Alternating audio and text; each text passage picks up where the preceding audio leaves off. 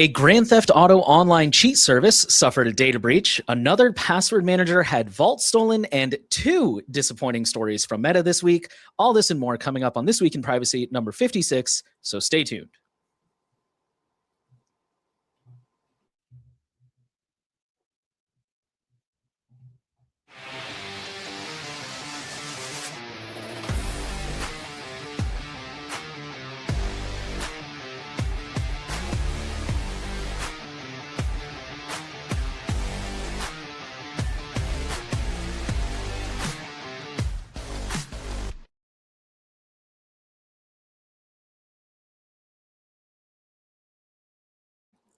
Jordan, you're muted.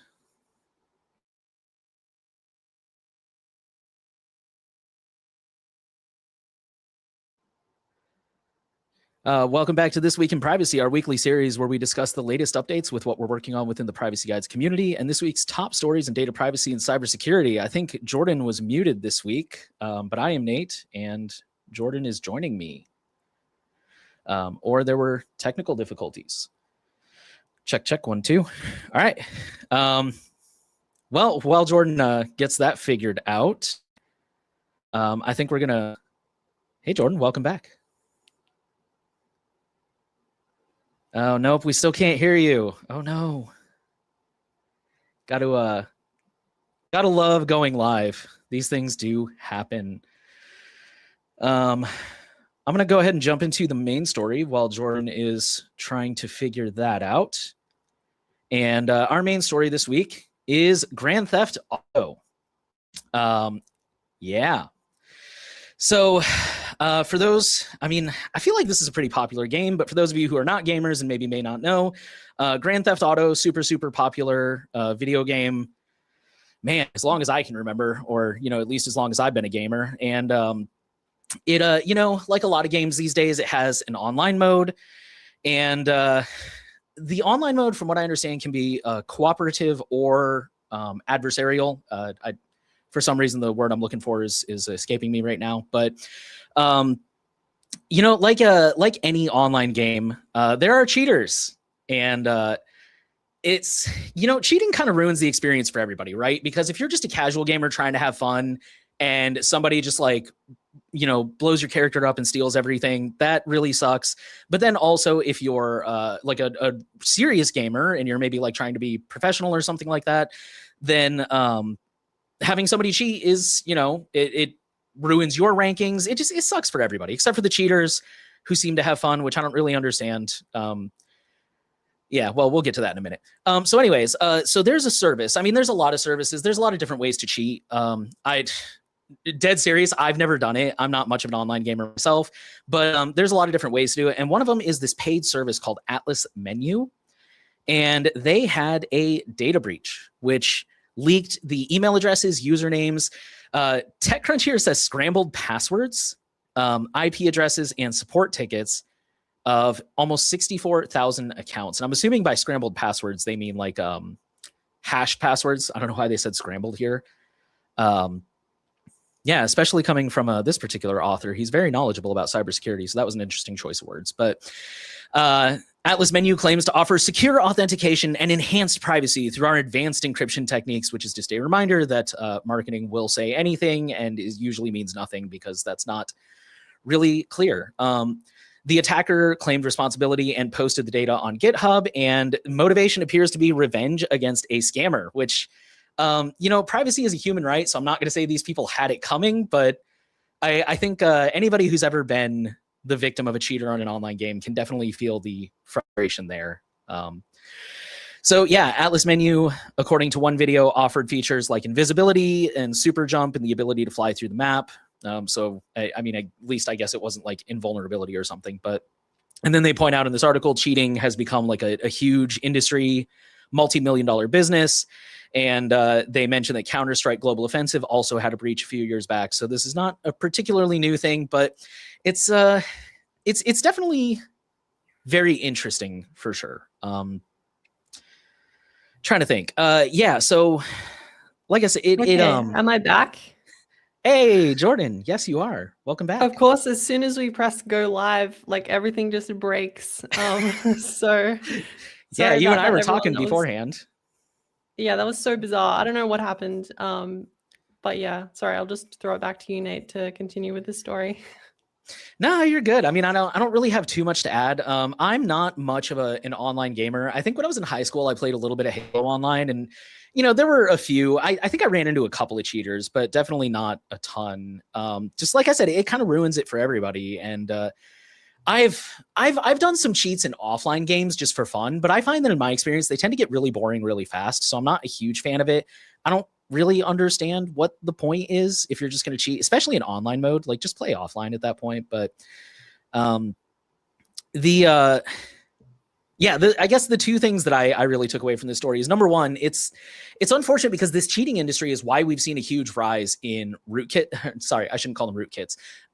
Anti cheats, and they kind of are rootkits though, because a lot of them go deep, deep, deep into the operating system and work at a very deep level, similar to a rootkit. Like, some of them even, I think, before the OS boots up, which is incredibly frustrating, especially, again, if you're like me and you don't really play online games. I actually did buy GTA 5 a few years ago, and it was like, oh, install the anti-cheat. And I'm like, but I have no plans to ever play online. And it's like, doesn't matter. You got to install the anti-cheat, which is just garbage and terrible.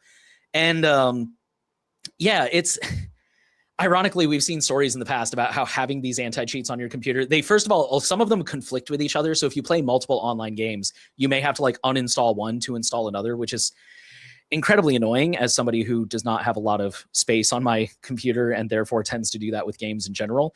But also, it's ironically, they kind of fend off certain forms of other malware. And I'm not saying that as an endorsement, obviously, but it's interesting to see that it's like, if you have one of these installed, because it basically functions like malware with a pinky promise not to do anything bad, then it kind of stops other malware from being installed, certain types of malware from being installed. But yeah, the other thing I kind of poked fun at was the whole, I called it out. It's like, oh, Atlas Menu says they have secure authentication and enhanced privacy through our advanced encryption techniques.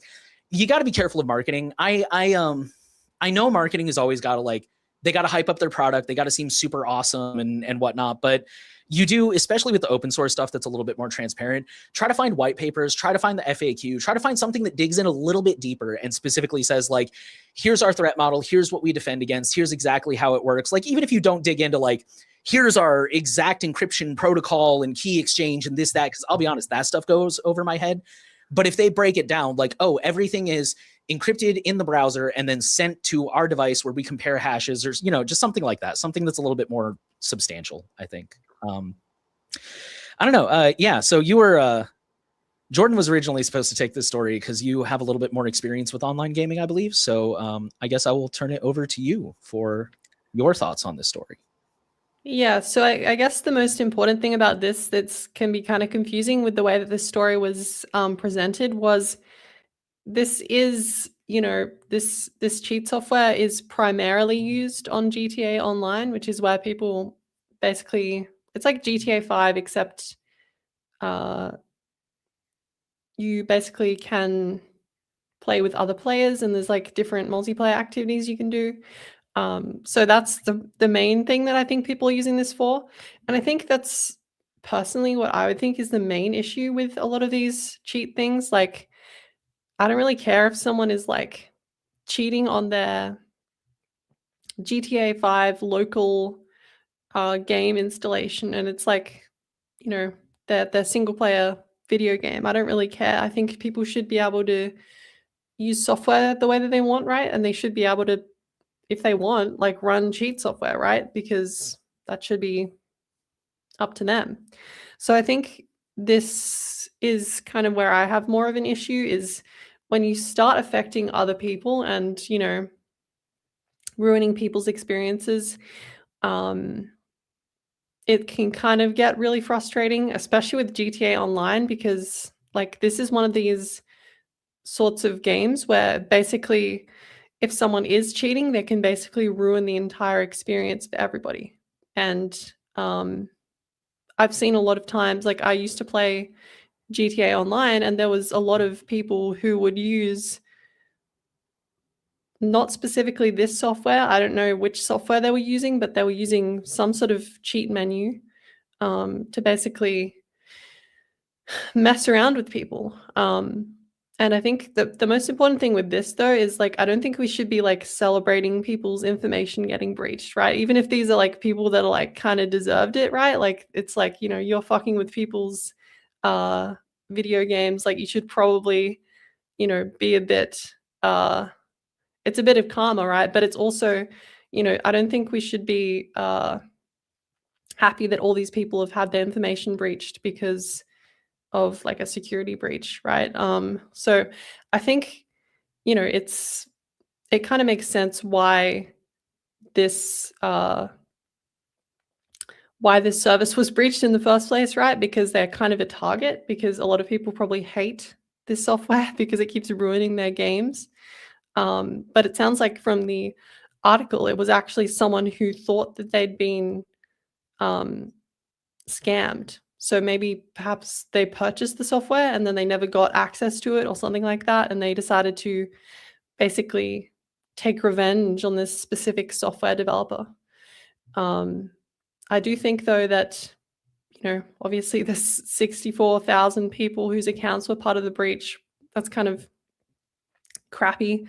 And I do think, you know, maybe if they were using this software on a local installation of a game, maybe that would be like less of a concern. I know a lot of these games definitely enforce like a TOS, and they say like, you know, if you use any software that affects the game in a way that is not intended or allows you to gain an advantage, that could be a reason to ban you. So, I mean, I think we should be promoting people being able to use whatever software they want, but also like, it's not great that these people had their information breached. I don't think we should be celebrating that. Exactly. I think it's just kind of unfortunate, and they were primed to get hacked, I think, at that point. Yeah, I totally agree. I'm never a fan of saying people deserve to get hacked, because again, privacy is a human right, right? And that's how human rights work, is even if you disagree with somebody. And also it's a video game. Like I know, believe me, I am a gamer. I am ashamed to admit this, but in high school I did throw a controller one time. And I know some of you guys are like, one time, get on my level. But to me, that's really immature and not emotionally, but I was like 15 or something. So my point being is like, I get it. I know how frustrating it can be. And yeah, especially if they're like the kind of cheats where it's like the one hit kill kind of stuff. Is just like, dude, come on. Like, it's just a game. Don't take it so seriously. Don't be doing that and ruining the fun for everybody else. But it's still, yeah, it's frustrating because like this anti-cheat thing has been a major sticking point for gaming on Linux, because so many of these games now require this anti-cheat that, as far as I know, only works on Windows or maybe Windows and Mac. And because Linux has such a small adoption, there's a lot of people who there's it. And I'm told that gaming on Linux has gotten a lot better, because I use cubes, which I don't even know if you could play solitaire on that thing. But you know, it's not really a gaming computer, so I don't have a lot of gaming on Linux experience, but I'm told that gaming on Linux is getting a lot better, but it's still like, it's still got a ways to go, especially for some of the AAA titles. And this is why, because the whole anti-cheat thing, which does not work on Linux, and therefore there's a lot of AAA games that you can't play on Linux strictly because you can't install the anti-cheat. So this does have like privacy implications beyond just this story as well. It's like, if people would, I don't know what the solution is, because I don't think they should just make an anti-cheat that works on Linux. I don't think any of the Linux people would want that. But you know, it's like, if we could get a better handle on the cheating situation where people didn't need it, that would be super awesome. But I think also the issue with these anti-cheat software is that they're actually really privacy invasive as well. Like we've seen with, I know Vanguard, which is part of like Valorant and League of Legends. That's like basically, like you were saying, it's basically a rootkit. Like it actually needs full access to your entire system. It needs to be running 24/7 in order to verify the authenticity of your system. And, you know, I think that basically means that they're logging every process on your computer. They're checking to see what code is running on your computer and possibly sending that back to some third-party company, right? And yeah, I don't think the solution is, actually, I don't really know what the solution is because I'm not a game developer. I'm sure there's issues either way, right? Like if we took away all the anti-cheat, every single game that we play would be filled with people cheating. And if we made it so that Linux had anti-cheat, then what might happen, like what we saw with Apex Legends. So at one point, Apex Legends was using BattleEye anti-cheat, which actually does have a Linux version. However, the Linux version it doesn't have as good access as Windows. So basically all the cheaters were just switching to Linux to cheat because it would be harder to detect. And then, of course, what do you think happened then? Well, the Linux version doesn't exist anymore because it was just being used by cheaters, which sucks, right? Like it goes both ways. So yeah, it's just a really crappy situation because, you know, I think a lot of people in our community don't want to have to use Windows, and there's just a lot of video games at this point that are kind of forcing you to basically use it, or basically you can't even play the game. Like it would be fine if there was, you know, performance issues, like if there was some minor performance issues and like maybe it didn't perform as well as the Windows version or something like that, but it can't even start. Like you can't even run the game. So I think that's it basically has gotten to this point at this point where like if a game doesn't run on Linux, it's because of anti-cheat. There's no other reason why it can't run, because it's just like a platform limitation almost at this point. I don't know what the answer is to that exactly. Maybe I'd rather not have to run like an invasive anti-cheat software on my Linux computer, but like maybe that ends up being kind of the only option that actually allows it to happen. But if it doesn't have the same amount of access, I don't see why any company would allow that in the first place. Yeah. Yeah, it really sucks. It's kind of a crappy situation all around for sure. And I went and looked it up because I was like, man, wasn't there an anti-cheat thing recently? There have been several anti-cheat scandals. Riot Games, which is Vanguard you were talking about, and their easy anti-cheat. In Valorant, Vanguard has been accused of data scraping. There have even been allegations that a Riot employee was being bribed to ignore cheaters. Vanguard updates were reported to brick DMA cheating devices by forcing full OS reinstalls. In Apex Legend, oh yeah, I remember this one. There was attackers used a remote code execution to inject cheats into pro players during an actual competition. So I mean, like, yeah, this stuff is this isn't just like theoretically it could be bad. Like there's an actual history of this stuff. And then now we see that sometimes it doesn't even work and just puts people at risk, which, you know, shocker, right? Unfortunate. But Yeah. I think if that's all we have for that story, we're going to go ahead and talk about another super exciting corporate, how would I define this one? Corporations doing the wrong thing or making the wrong move. So we've actually covered some of this recently.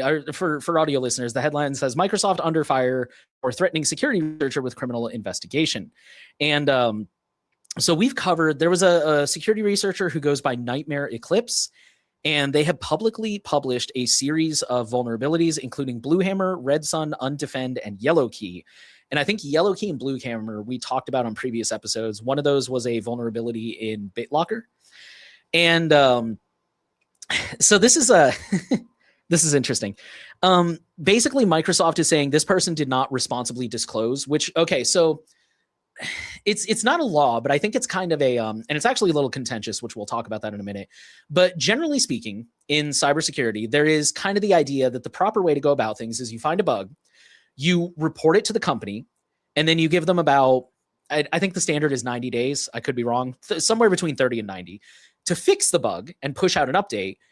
And then you kind of explain what you found and what it is, just kind of for the education of the community, right? Like letting everybody know that here's this bug I found, here's how it works, whatever.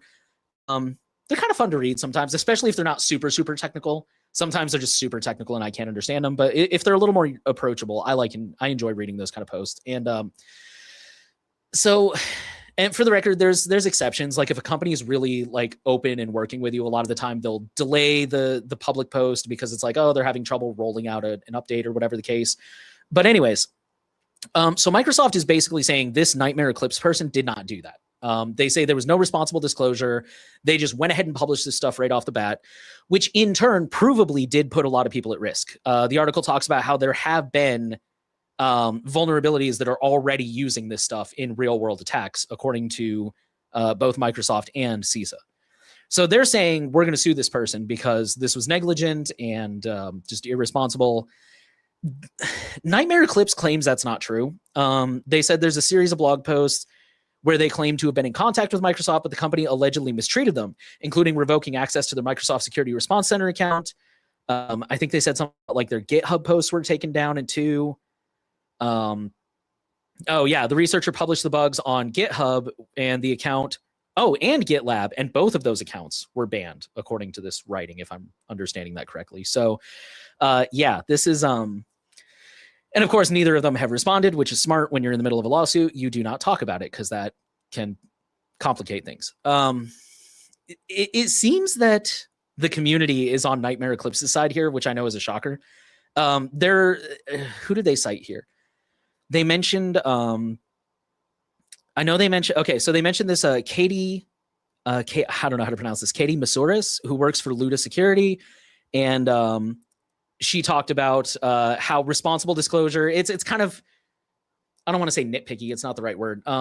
But she talked about moving away from the idea of responsible disclosure and instead moving it more towards coordinated disclosure, which is like I mentioned, like sometimes they'll expand the window if the company's having a hard time patching it.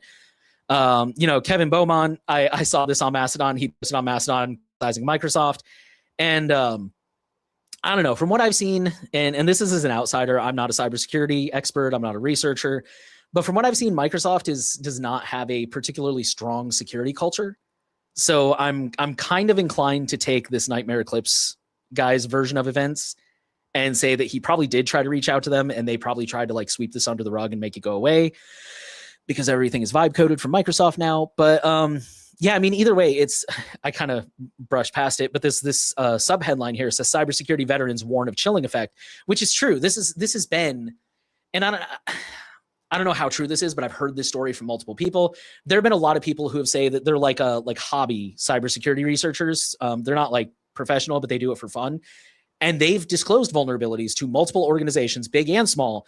And 9 out of 10 times, if they get a response at all, the response is, oh, you hacked our stuff, we're going to sue you. And so after a while, they just give up. They're just like, I'm not even going to report bugs anymore because they keep threatening to sue me. And what's the point? Go ahead and get hacked, which I don't think is a great response because it puts everybody else at risk. But yeah, so, you know, if this is how companies respond, it definitely does have a chilling effect on researchers coming forward to report this kind of stuff, especially from a company as big as Microsoft. And I'm assuming that if Nightmare Eclipse reached out, he's probably got receipts. You know, he's probably got copies of the emails he sent and stuff like that. So we'll, I guess we'll see how this shakes out. But I do find this whole debate interesting because of course, I have my own opinions on this, but I've seen some people argue that like you're never owed responsible disclosure. I'm thinking of a very specific researcher who I don't want to name, but they will routinely post like, oh, here's why this software sucks. And here's all the things I found in it. And no, I didn't message them because their software is so crappy that they're basically malicious and they deserve it. And therefore I'm not going to, you know, say anything because I'm very full of myself. I feel comfortable saying that. So yeah, I don't know. I think it's very, I'm a fan of at least trying. If you're going to disclose this kind of stuff in the first place, it's my personal opinion that you should reach out to the company. If you're one of those people who's just like, it's not worth the lawsuit, I'm not even going to report it, then fine. But you're also probably not the person who's blogging about it. So I don't know. That's kind of my opinion because again, it's the thing of like, you're putting other people at risk. It's not just like making this company look bad and shaming the company, which unfortunately is required sometimes.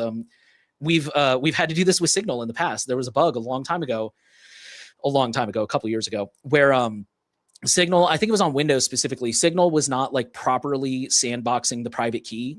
And apparently a bug report had been open for years at that point. And Signal tried to argue when it kind of blew up and became a big story. And Signal tried to be like, well, because for those who don't know, basically what it is if you had malware on your device, it could easily access your private key on Signal, so it could see your messages. And Signal tried to like downplay it and be like, well, if your device is compromised, there's nothing we can do about that. To which everybody's response was like, yes, but this person already like did a fix and it takes 2 seconds and it's like, why not do it? And eventually Signal did it anyways, even though they insisted it wasn't a big deal. So unfortunately, companies do have to be shamed sometimes, even the best of companies.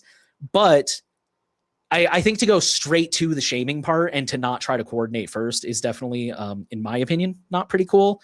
But I also think it's not really cool for the companies to respond by saying, hey, let's sue you because you found a vulnerability, instead of saying, hey, let's fix it. So I don't know, a little bit rambly, but I think that's all I've got.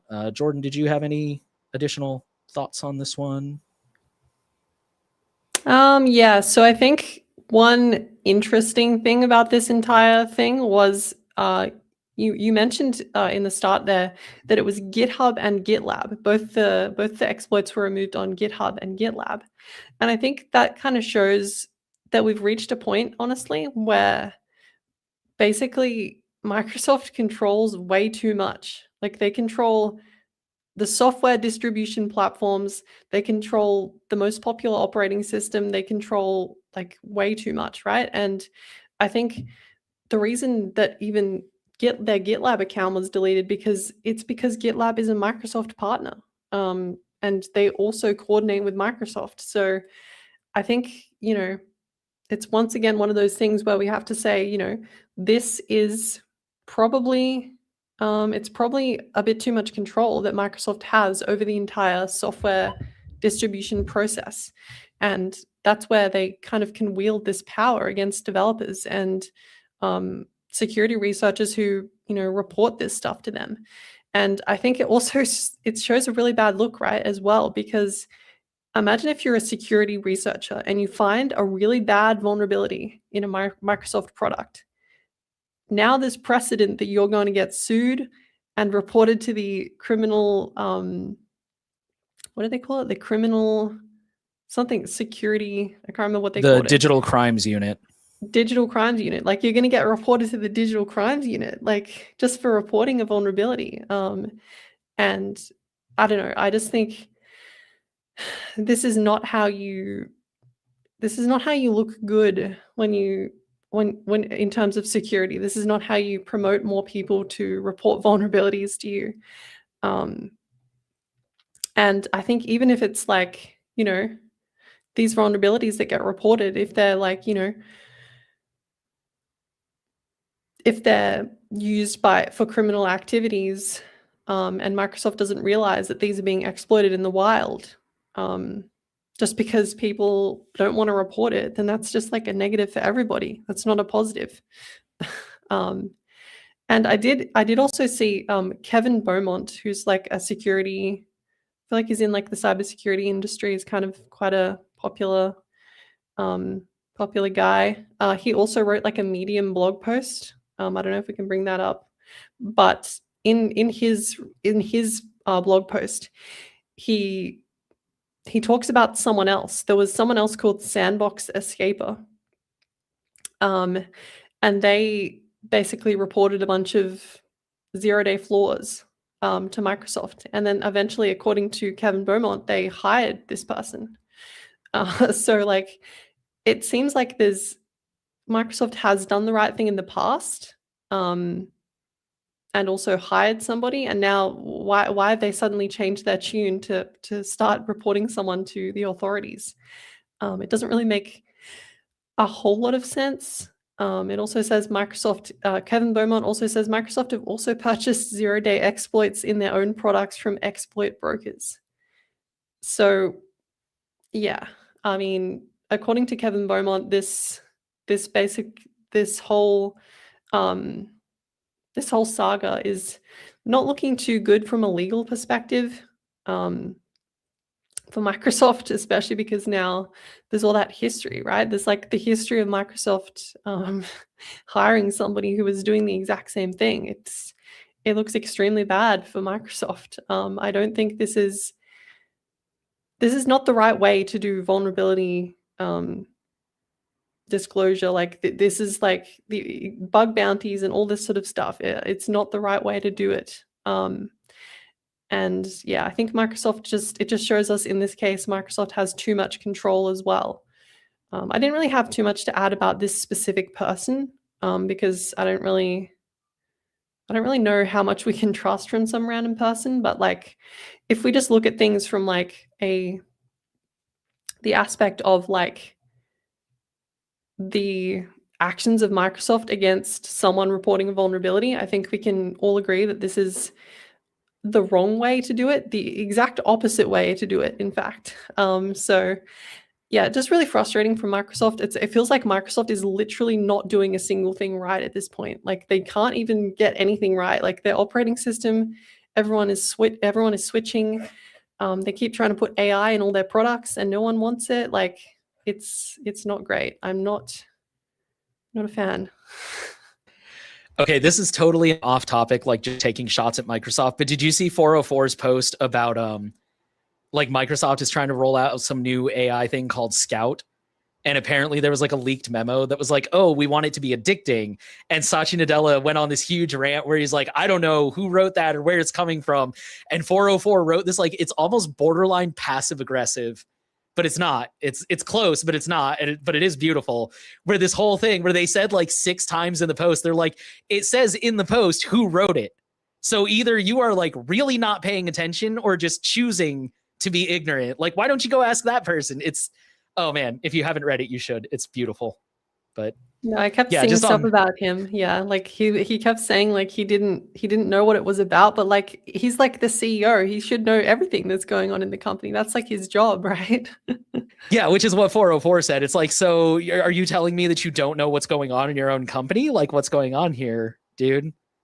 Here, I'll real quick. I know we're a little off topic, but I'll put it up. I just pulled it up right now. It's Satya Nadella, not sure who said Microsoft wanted to make AI addictive, is looking for the guy who did this. And then if you actually read it, they say like multiple times, it's like, again, it's, you know, he signed it or whatever. So yeah, it's just, yeah, what is going on at Microsoft? That is the $1 million question right now. That is the, actually, how much is Microsoft worth? That is the $1 trillion question. So common Microsoft L as usual. Yeah, for real. That's a good way to put it. All righty. Yeah, no, I don't have anything to add to that, but I do appreciate you pointing out the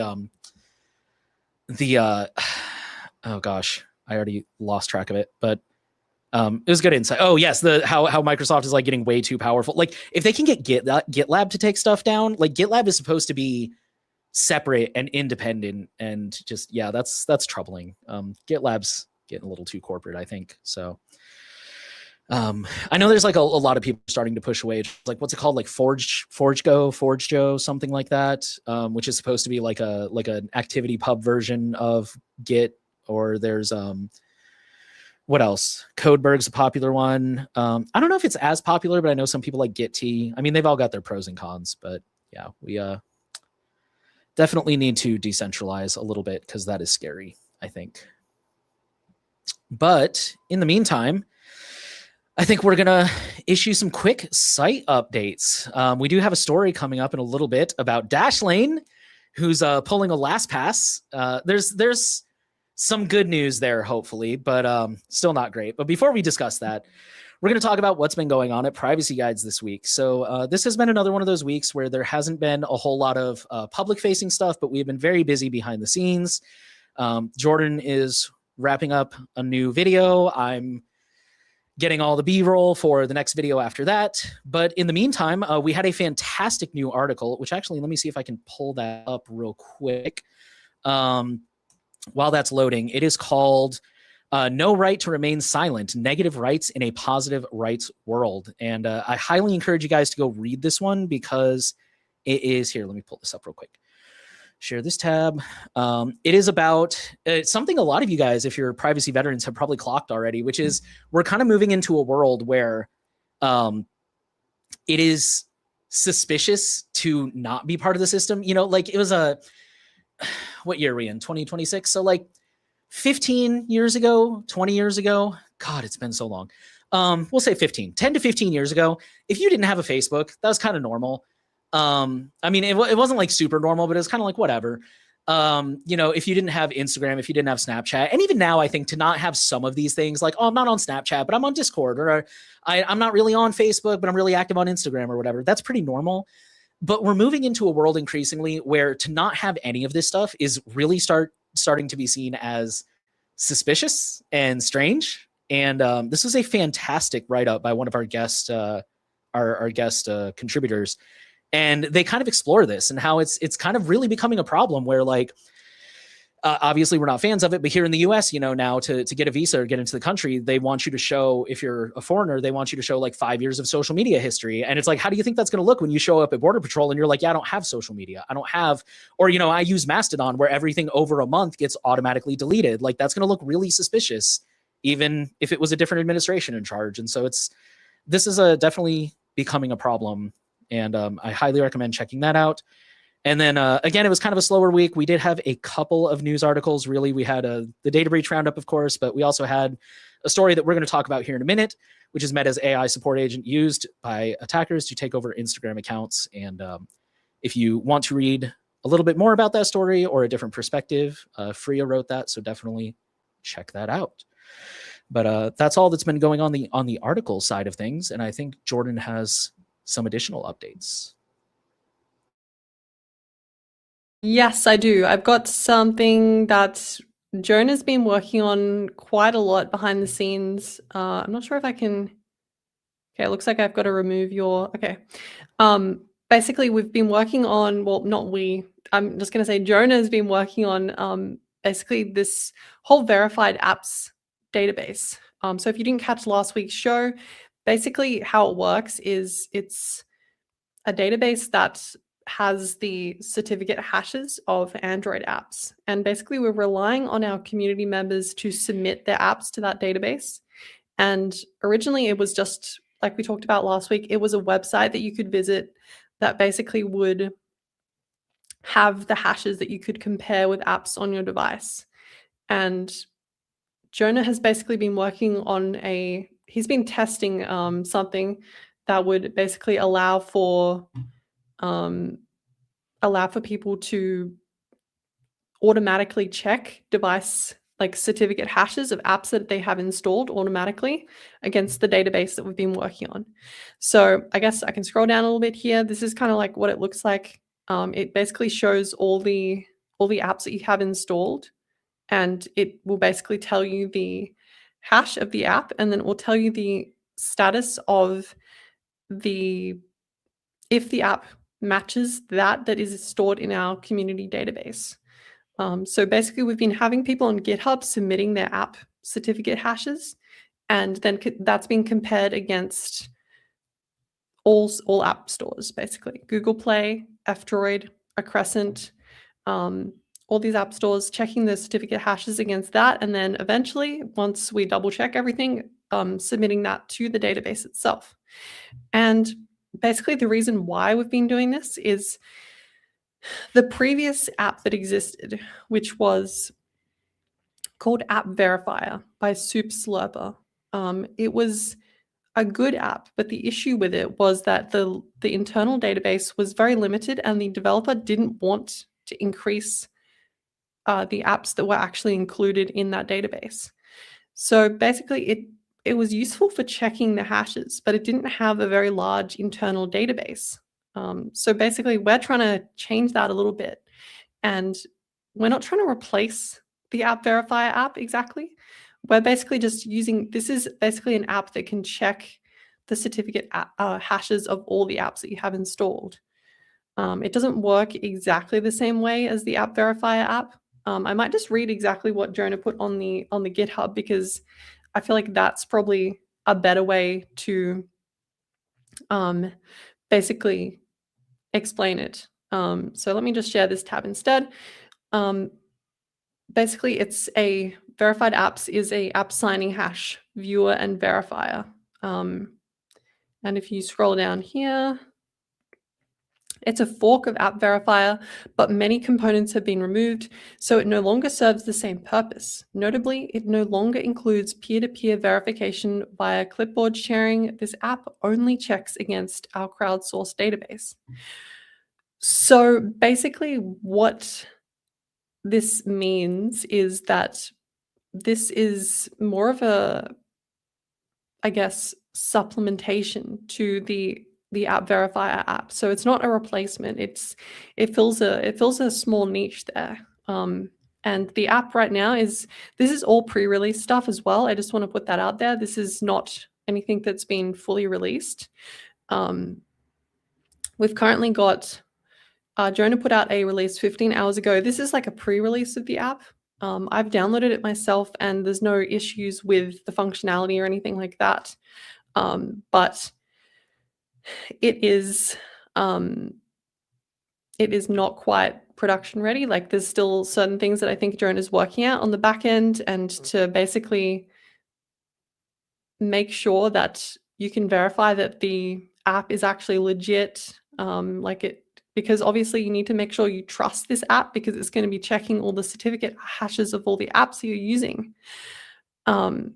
So yeah, there's been some kind of background process on that, and overall it's looking really good. I already really like this app a lot, actually.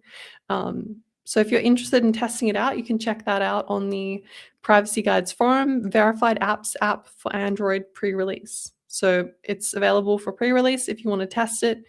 Obviously, don't rely on this fully yet, because it's not really fully released. But it would be really helpful if people could download this and give feedback if they have any, because it's kind of actively being developed, and we only just put out, I think Jonah put out a release the other day, 2 days ago. So 2-day-old app. So don't judge too harshly, but I think it's already quite promising. But yeah, do you have any thoughts on this, Nate? Because I feel like this is kind of a big release here. No, to be honest, I don't really have any thought. I think it is super cool. I agree with you. It is a big release. It is really exciting. I'm glad, because I know last time we mentioned this crowdsourced app verifier thing, we explicitly said, like, we're not promising an Android app to go with it. And I believe basically Jonah was just kind of like, well, how hard would it be to make an app? And kind of tinkered around a little bit. And Jonah's crazy smart with tech stuff. I mean, obviously, but yeah, I guess for him, it was like, oh, this is actually easier than I thought. So he went ahead and released this. And yeah, I mean, I think it's super cool. I will say another place you can find the link to this is in the newsletter. So if you go to privacyguides.org/livestreams, there's a link to it in there as well. But yeah, I don't really have too many thoughts. I just think it is super cool. It is super exciting. And if you are okay with some bugs and some stuff, I think we always appreciate beta testers and feedback and stuff. So, but yeah, like Jordan said, this should be considered pre-release alpha. Do not rely on it too heavily. Expect there to be some issues. And yeah, it's really cool to see this coming together. I don't know. I think those are kind of just my main thoughts. It's really cool to see this project coming together from my perspective. So yeah, same. And I think I do want to remind people, like, you know, we wouldn't be able to do this without your support. So all of this is made possible by our supporters, and you can sign up for a membership or donate at privacyguides.org. Or you can pick up some swag at shop.privacyguides.org. Privacy Guides is a non-profit which researches and shares privacy-related information and facilitates a community on our forum and matrix, where people can ask questions and get advice about staying private online and preserving their digital rights. Now let's dive into this story about Meta. yeah, all right. So we got a couple stories about Meta this week. We'll start with this first one that you guys may have seen because it kind of made the rounds. It says hackers use Meta's AI support bot to seize Instagram accounts. So we're talking big name accounts like the Obama White House. I didn't know that past administrations get to keep like their own little archive account. I didn't know that, but the Obama White House, the Chief Master Sergeant of the U.S. Space Force, I think 404 said Sephora, the makeup brand, and they were briefly defaced with pro-Iranian messages over the weekend. And apparently it's so Meta has patched this now, according to this article, but apparently it was literally as simple as opening the Meta AI support assistant and saying, hey, I need to add a new email address to this account. And then Meta would send you the verification code. For video viewers, you can see a screenshot of the conversation here. And, you know, tell me the verification code. and then they would add it to the account, and then you could do like a basic password reset. So my first thought is I have to wonder if two-factor would have slowed this down or stopped this potentially. I'm not positive, but I feel pretty confident that it probably would have. But oh yes, it says here in the last paragraph, securing your various online accounts means taking full advantage of the most secure form of multi-factor authentication offered. And in this case, using even the least robust forms of MFA, such as a one-time code sent via SMS, would likely have blocked the exploit. And we'll talk about two-factor actually a little bit in the Dashlane story. But I think the other thing is, and this is kind of preaching to the choir here, but the other thing with this story is that this is a reminder, like, it's not really a reminder because, again, you guys know this, but like, it blows my mind that companies are relying so heavily on AI when it doesn't have thought, again, I know I'm preaching to the choir here, but like, this is the problem, is AI is not conscious. And this is proof of it, because a conscious person would have realized, why am I adding a random email address to this account? But AI is just automatic. It just does what it's told. And, it's crazy. I can't believe it did that. But yeah, and I, ever since the Anthropic code leak, I would love to see how Meta patch this, because from what I can tell, like, programming AI is basically just giving it prompts that are like deep down below the user level. So like, what did they do? They just added a new prompt, like, do not add random email addresses to an account, things that, again, a normal person would know. But yeah, this move fast and break everything, right? This is, and it's not even just Meta. Like, as much as I love to crap on Meta, and they deserve every bit of it and then some, it's, all these companies are doing this where they just roll everything out and then worry about the consequences later. To which I would like to inform people, if you didn't know, that there's literally an entire Wikipedia page listing deaths directly relatable to AI and LLMs. So yeah, I've been pretty open that I'm not like the most anti-AI person around here, but there are just, the number of use cases that I found for it are so few and far between that it just blows my mind that companies are trying to cram it into every single thing possible. But I don't, this is a pretty straightforward story, so I don't know if I have anything else really to add to this. I know this was a big one that made the rounds. Did you have any thoughts on this one when you saw this story, Jordan? I was thinking of jumping in right away, but I think it is kind of funny that like the Obama White House account didn't have two-factor authentication. What are they doing? Like that must be that must be like such a huge account as well. Like that is not a small account.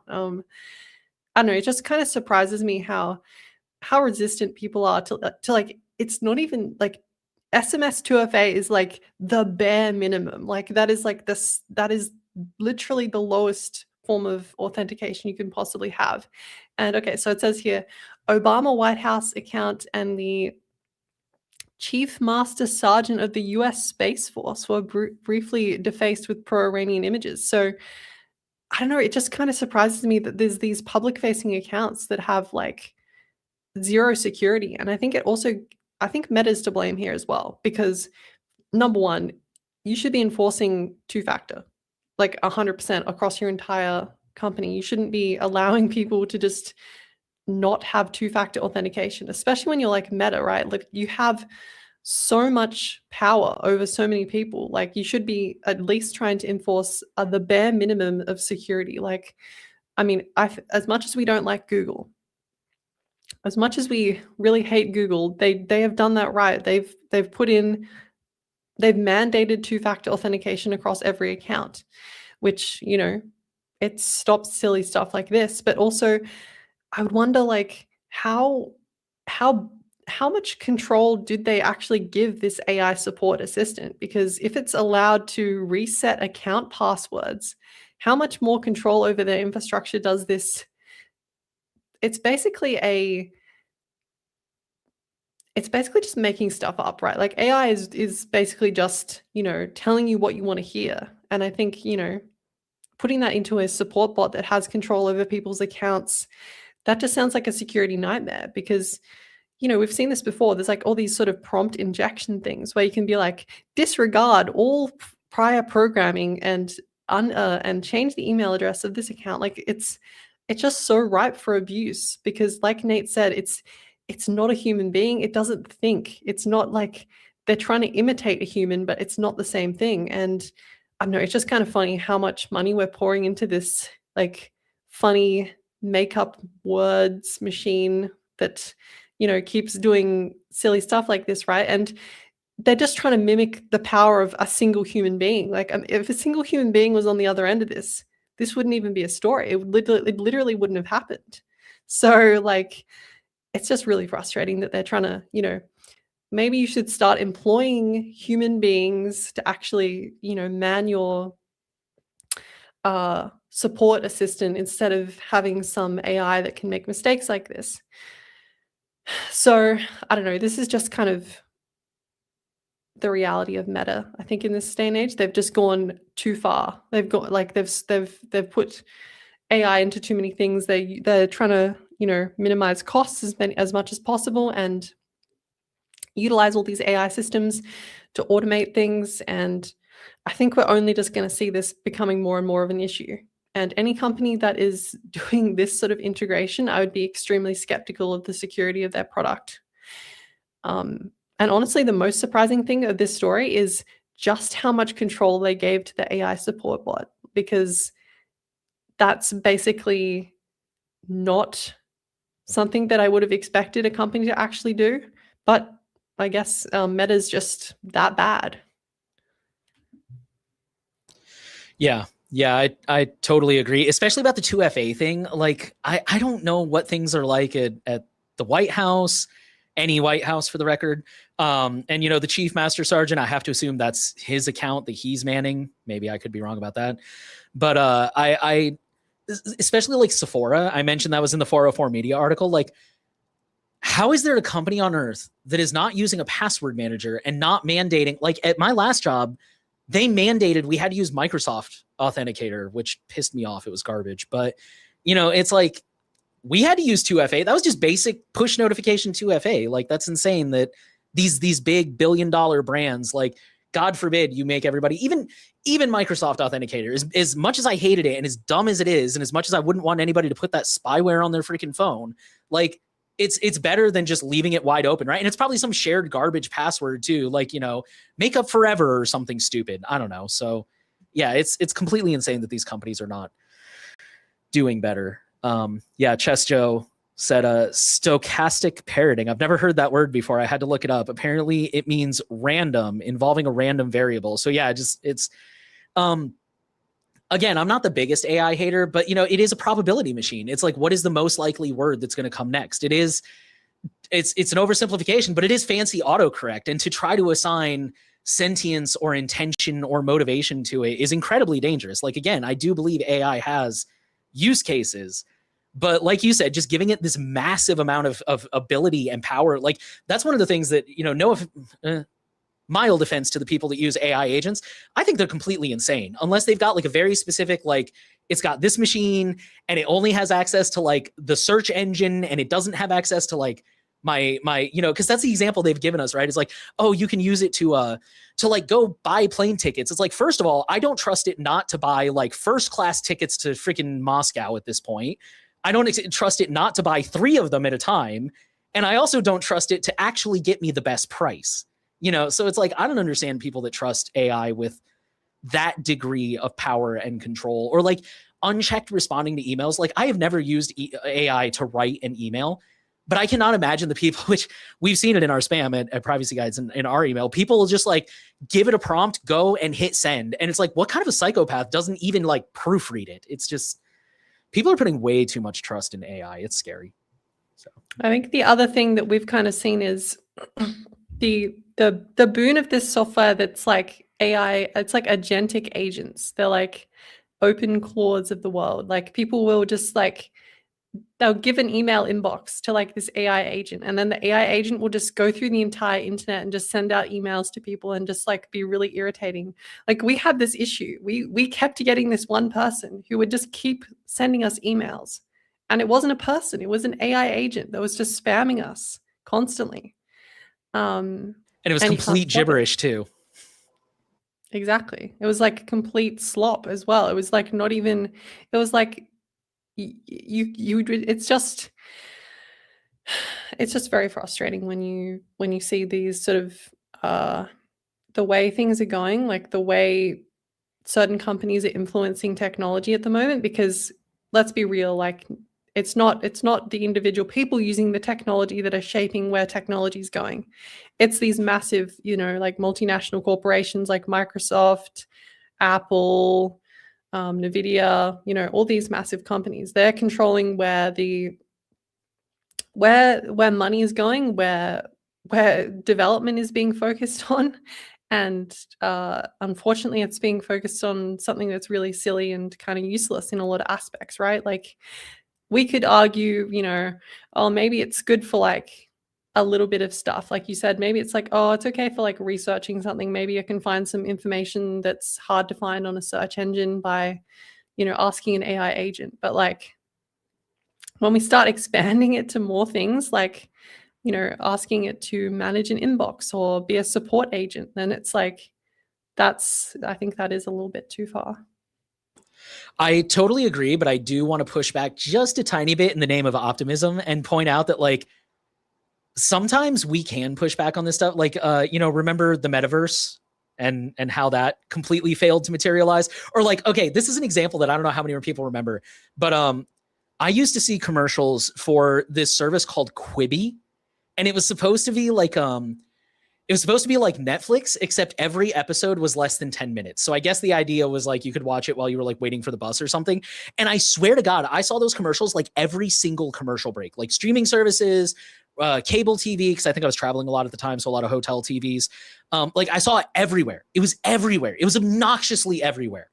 They went under in like a year because it was a stupid idea. So like my point being is like a lot of people think that and I'm not accusing you of this for the record, but I've seen a lot of people who seem to think that like, oh, companies just pump an ungodly amount of money that most of us would never need to work again if we had that kind of money. They just pump this ridiculous amount of money into advertising and boom, now they've shoved this terrible product down our throat.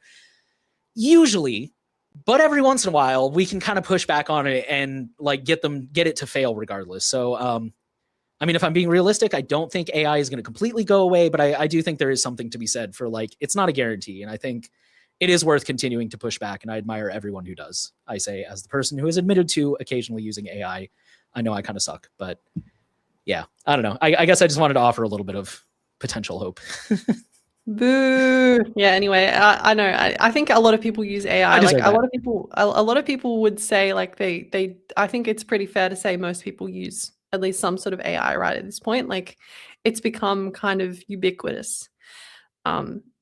So I don't think that, we shouldn't shame people that are using this technology, but I think, educating people like, oh, why shouldn't we be doing this? Why are we funneling so much money into this technology? Why is this technology not good?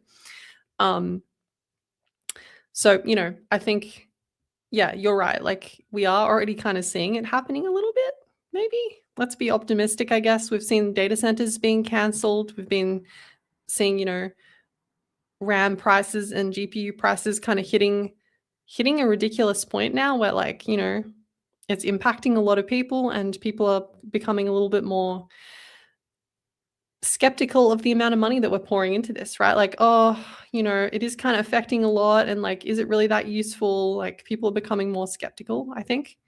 At least I'd like to hope. Same. Totally agree.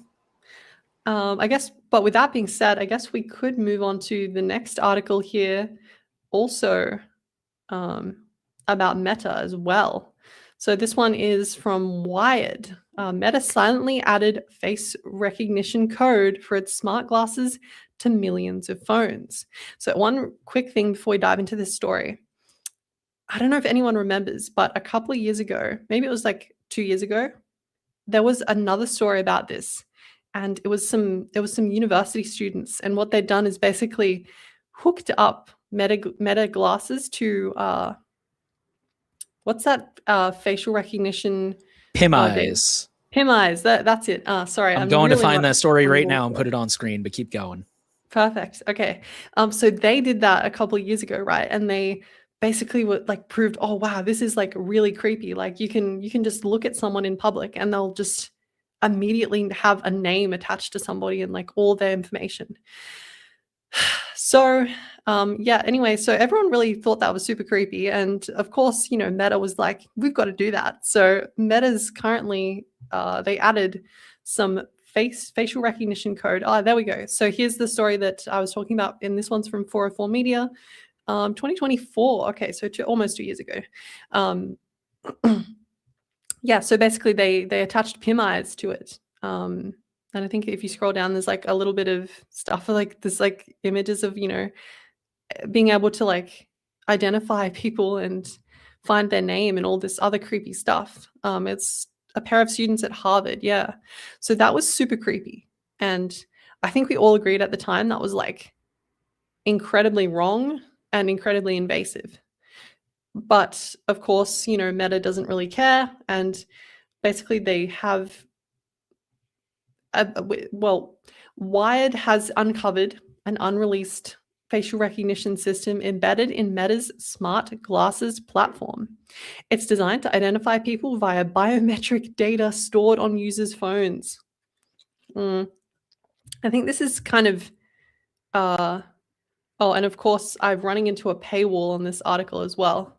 Things are going really well this week. I'm just going to read off the screen here. Okay, so code discreetly added to Meta's AI app over multiple updates this year shows that the feature, internally called name tag, identifies people captured by the glasses camera, and when activated, alerts the wearer when it recognizes someone. So, firstly, like, do we really need to rely on smart glasses to recognize somebody? Like, I feel like are we dedicating that much to technology at this point where we can't even use our own brain to remember someone's appearance? That's just kind of strange to me. The discovery of name tag in the live Meta AI app shows that Meta had begun shipping face recognition code to users' phones while publicly describing it as something the company was still thinking through. In April, Meta said if it were to utilize facial recognition, it wouldn't be rolled out without first taking a very thoughtful approach. I don't know about that. Because, I think Meta had quite a long time to basically think about implementing these smart glasses and put them out in a privacy respecting way, like have the light activated and make sure that it's not easy to deactivate, right? And they still failed at that. There's people on the internet who are making tutorials on how to disable the Meta Ray-Ban like light on the side to record people without their consent. So I don't think like we talked about the previous story, I don't think Meta thinks about things too carefully when they roll something out. They'll roll out an AI support bot without thinking in a couple of months, Yeah, so though not yet enabled, NameTag sits inside a Meta AI companion app that's been downloaded over 50 million times and is necessary for use of key features of its smart glasses, including Ray-Ban and Oakley models. If activated, it will transform faces captured by Meta's glasses into unique biometric signatures, commonly known as face prints, and check each one against face prints stored on the user's phone, a database that's currently configured to receive updates from Meta. Recognized faces will trigger notifications while the rest are cropped, indexed, and saved to a folder marked as pending. I feel like this is almost like one of those Black Mirror episodes, like you're walking down the street and like you see somebody and then your glasses automatically detect them as like a criminal and it just like pops up on the screen or something ridiculous like that, like I could see this technology being used for something super creepy like that. And I think also it's not really I think these face like recognition scans, they're not very good. Like they're not very accurate as well because the cameras on these glasses is kind of bad, right? So I guess quoting more from this article, its renewed efforts arrive amid mounting opposition to consumer-level face recognition, which privacy advocates argue will give anyone from stalkers to immigration agents easy access to dangerous technology. Internal Meta documents published by the New York Times in February showed the company had planned to roll out the feature during a dynamic political environment when Meta believed its biggest critics would be preoccupied. So yeah, basically what they're saying is that they were going to release it when everyone was kind of busy getting mad about something else. And it does seem like they do these sort of things. They do plan this. Like, I wouldn't be surprised if they do plan these releases around when things are, kind of a bit turbulent. And I think especially now, especially with a lot of the stuff that's going on in the US, I think it's a pretty turbulent political environment currently. Especially like this talked about earlier with the immigration officials. Like there's a lot of that going on in the US with like ICE agents, like kidnapping people almost. So I think it's definitely a very strange time to release this. And I think it's at a time when it can be abused the most almost, which kind of sucks.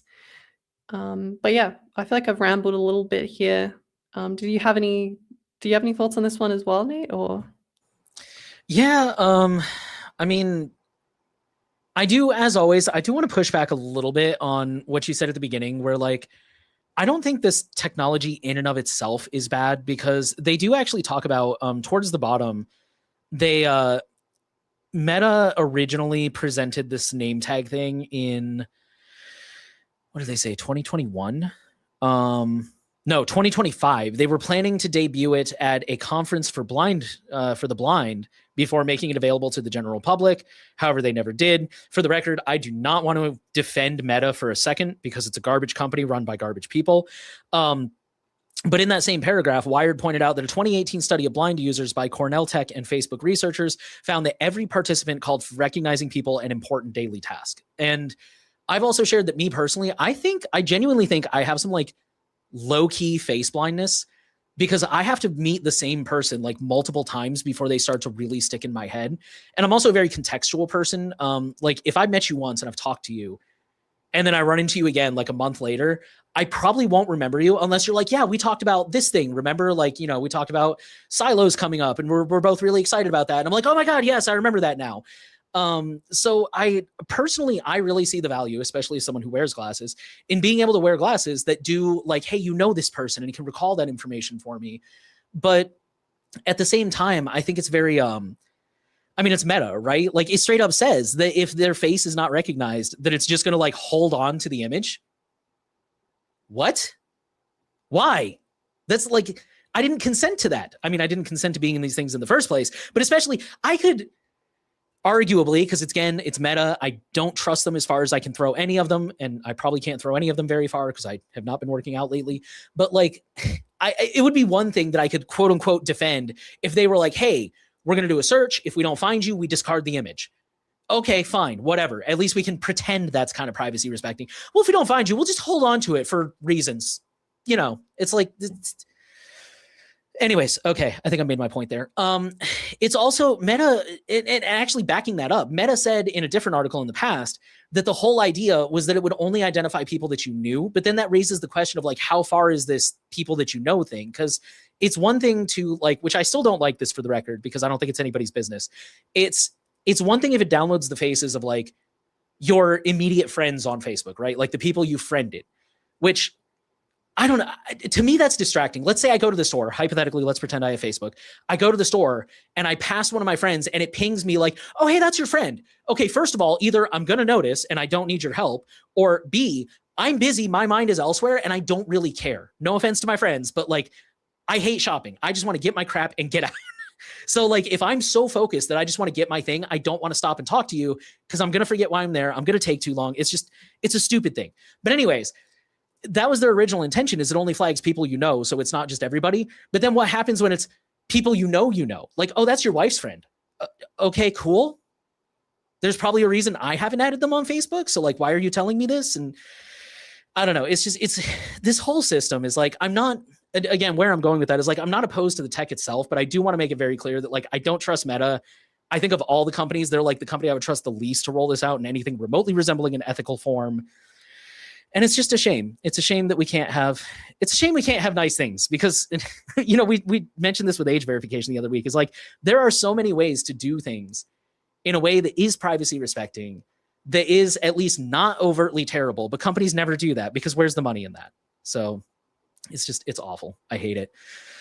But other than that, yeah, I mean, I don't really have a whole lot of other thoughts. It's just, I guess this does kind of counter what I said at the end of the last story, where it's like sometimes we push back and, you know, we can get companies to like stop this stuff, but we pushed back against this so many times, and Meta is just so adamant about making this a thing. And that is really, really unfortunate. Yeah. I don't know. I hate these things. Please, please, friends, don't let friends buy Meta glasses. Don't ever let your friends buy this stuff.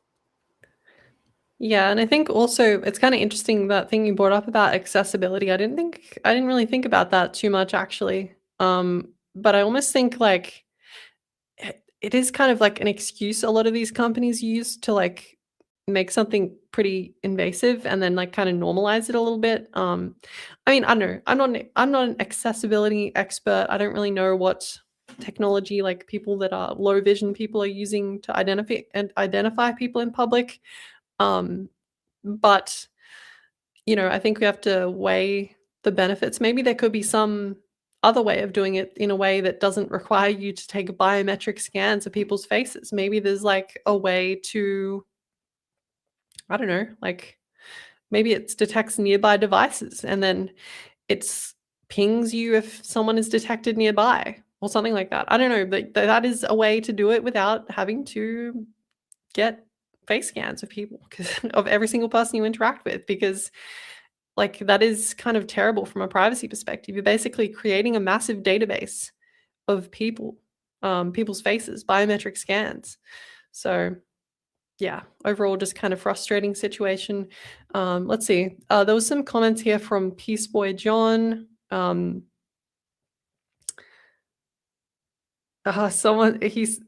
said if Meta was president, I would make sure creepish companies like them are banned, and I would make them illegal too. You're saying if he was president?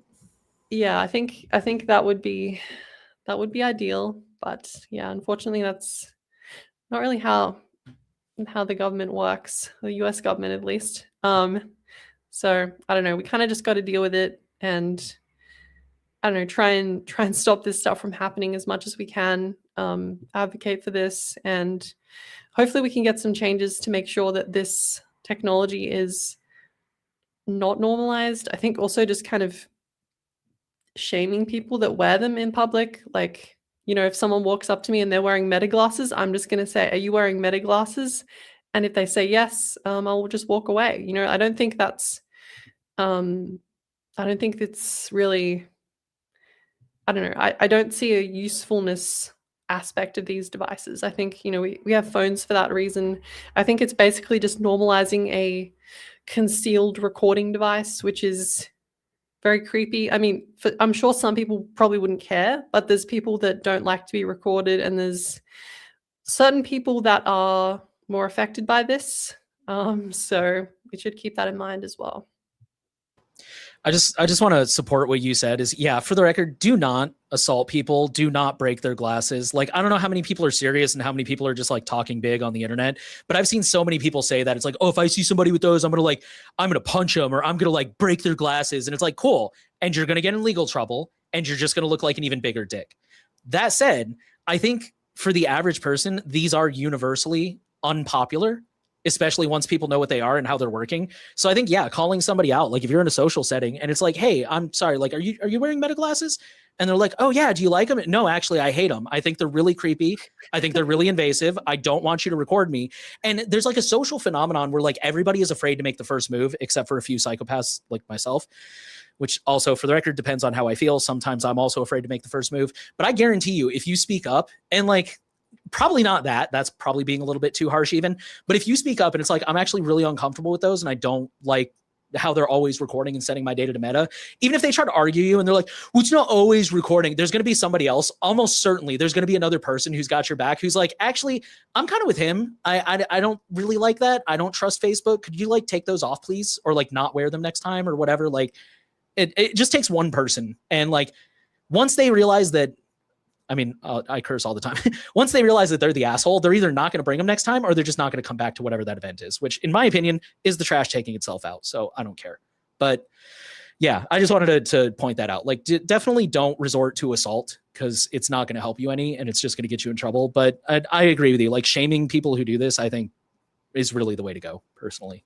So, Yeah, it's better to explain to someone the reason why it's bad than like try to start a physical altercation. I think also if people aren't really open to, you know, if you try to explain something to someone and they don't see the issue, then I think, you know, maybe it's time to start thinking about whether you want to be friends with that person or interact with them. Because, you know, I think they're not going to get the message unless they start actually getting pushback for their actions. And, you know, I've never seen anyone in public wearing them. So, but maybe this is much more a tech hub situation where like everyone in like Silicon Valley is like walking around with like meta Ray-Bans, and like that's just a locational aspect thing. But I mean, since Google's coming out with these products as well, I think they must be selling reasonably well if more people are jumping on the boat. So it's only more of a it's only becoming a better time to publicly shame people that buy these products. Because, you know, I think eventually if the public opinion does sway, I think, you know, just someone wearing those in public is enough to stop a lot of people buying these products, I think. yeah, we did cover this on a previous story. They sold like millions of these things last year, which is incredibly unfortunate. But yeah, like you said, enough that other companies are now like, oh, maybe we should get in on this. And yeah, it's really unfortunate. All right. I think that's all we have for that story. So we'll go ahead and talk about Dashlane. I'm a little excited for this story. I'm not going to lie. So this started, I want to say earlier this week.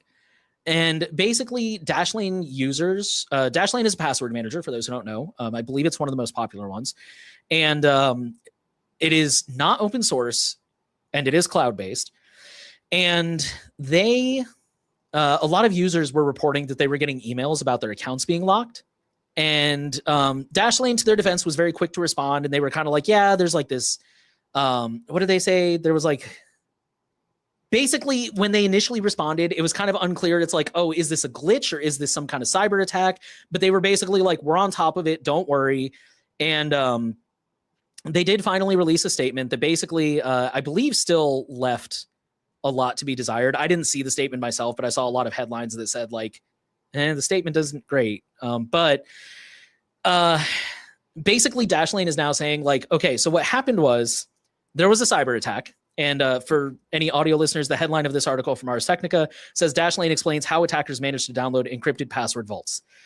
So veteran listeners are already thinking of LastPass. I believe that was in 2022. So basically what happened is there were attackers who mounted, they said, a coordinated hacking campaign against a large base of users. So I'm trying to think of how to describe this succinctly. So for those who don't know, there's a thing called credential stuffing. And with credential stuffing, basically, because a lot of people reuse the same garbage passwords everywhere, if an attacker gets your username and password or your email address and your password, they'll just try it on like every website they can find, right? They'll try it on Netflix, they'll try it on Amazon, they'll try it in Gmail, assuming it's a Gmail pass or email address. They'll just try it everywhere and see what it works. Because again, most people reuse passwords, so it will probably work in more places than it won't.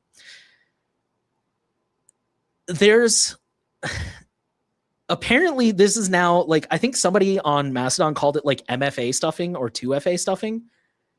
And basically, so let me see if I can read just parts of this. So when a user installs the Dashlane app on a new device and attempts to enroll it into their existing account, Dashlane first verifies the account holder's identity. This verification is completed by sending a one-time 6-digit token to the user's registered email address, or for users who have enabled two-factor by validating the 6-digit code authenticated by their app. For the registration to succeed, the user must enter this code into the application. At this point, Dashlane will improve the enrollment and send a copy of the encrypted vault to the device. So basically, you download, let's say you download Dashlane on a new phone, you go to sign in, and it says, hey, we emailed you a code. If you enter the code, now it sends a local copy of the vault, but it's still encrypted. It then says, Let's see. Contents remain unreadable until the user enters the master password, which acts as a decryption key. And then let's see. So basically at that point, what the attackers were doing is they were brute forcing. Again, how do I, okay, I'll just keep reading because they really do describe it pretty well. So brute forcing the one-time code for a single account, which means iterating through every possible combination until the right one is entered, would be little more than a fool's errand, even with a 3-hour window that the code remains valid. With 1 million possible valid codes, the attackers would have to cycle through a statistically significant percentage within that period. Rate limiting, in which a set of requests are allowed per account, would also lock out the account. So, I mean, you guys have seen rate limiting. You put in the password wrong too many times, it says try again in 5 minutes or an hour or whatever. So to improve their odds, the attackers sent requests to register new devices across a large number of accounts, and then they simultaneously entered the one-time codes into each of them. In theory, attacking 2 accounts this way increases the odds from for each try from 1 in 500,000. Attacking 1,000 counts would make it 1 in 1,000, and so on. So basically, they tried to log into a ton of accounts all at once and started spamming 2FA codes, because if you do it at scale, statistically, you're certainly going to get something right. So they said that ultimately the 2FA spraying attack managed to hit the right combination on fewer than 20 user accounts before it was shut down. Now there is a lot of differences here with the LastPass thing. For example, this was not somebody's Plex server that caused this. They also said Dashlane was using Argon 2, which is very, very modern. I think it's one of the most modern and current standards for hashing passwords. They also said that, let's see here. I don't think they mentioned iterations. That was the thing with LastPass. So with LastPass, basically, there were sections of the password manager vault that were not encrypted, like the login link. So that would mean that attackers know, for example, if you have an account with Amazon, and they can create an Amazon phishing link. Dashlane said they don't have that. They said everything is encrypted. They're not open source, but theoretically, if they're telling the truth. Another thing with LastPass is they were not. The whole iteration thing goes a little bit above my head, but basically, long story short, the more iterations a master password has when it's being hashed, the harder it is to crack. LastPass was not increasing the iterations, at least not without user input. Dashlane says they have been doing that. So theoretically, as long as a user was using a good, strong master password, they still don't really have much. The attackers don't. That's a big caveat, though, because again, I just mentioned a lot of people reuse garbage passwords, and master passwords are unfortunately no exception to that.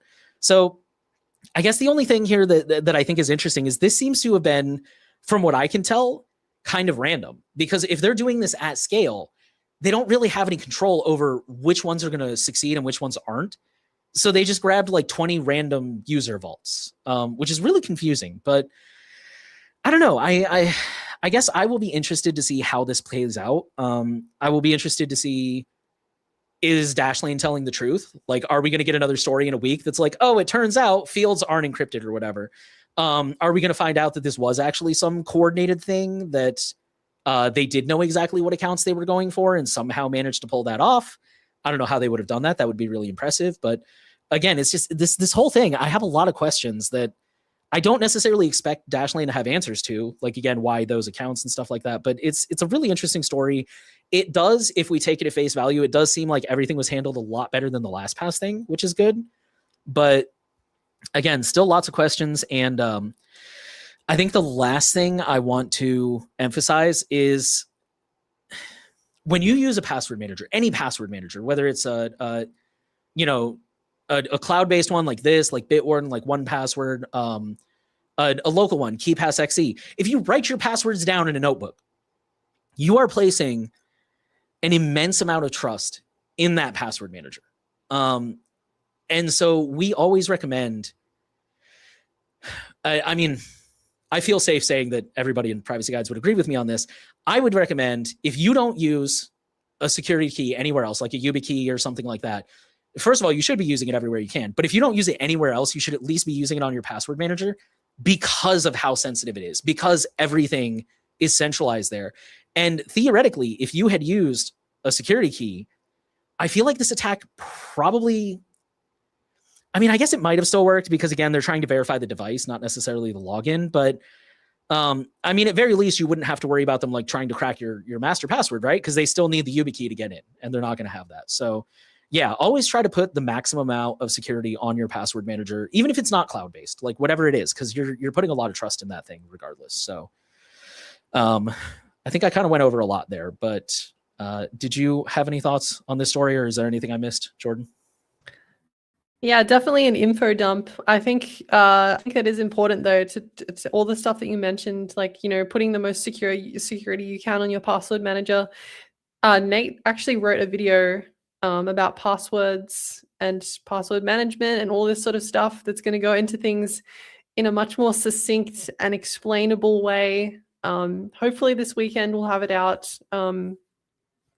So definitely look out for that if you want to kind of, I don't know. I think it's also important to, if you share that with someone, I think it's a good resource that we're going to have available soon. And it does go into like a lot of what Nate was saying, like, your password manager is, I think the way Nate put it in the video was, you're putting all the keys to your castle in one spot. So you need to make sure it's well defended.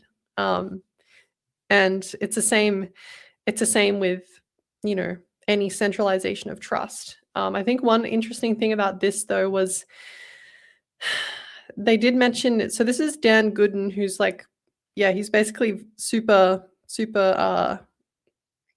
big on like security topics at Ars Technica.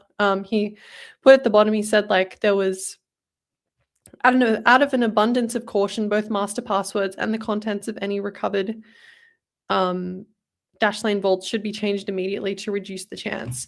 So I think one thing that I think Nate did talk about it a bit was like the issue with these password managers and when these encrypted vaults get stolen is it's basically stuck at that stage, right? Because once they've stolen the encrypted vault, you can't change the password to something more secure. That vault is now stuck in time. It's not able to get more secure. It's not able to get less secure. It's just stuck at that specific security level. So the risk with this is updating your master password.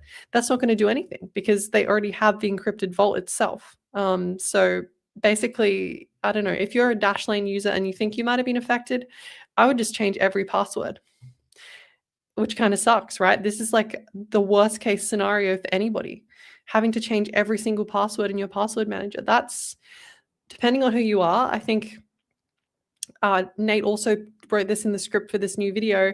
It was about 100 passwords. The average American has average of 100 passwords. So, this is, it's almost unreasonable. That is an unreasonable amount of passwords to change. Like that would take hours.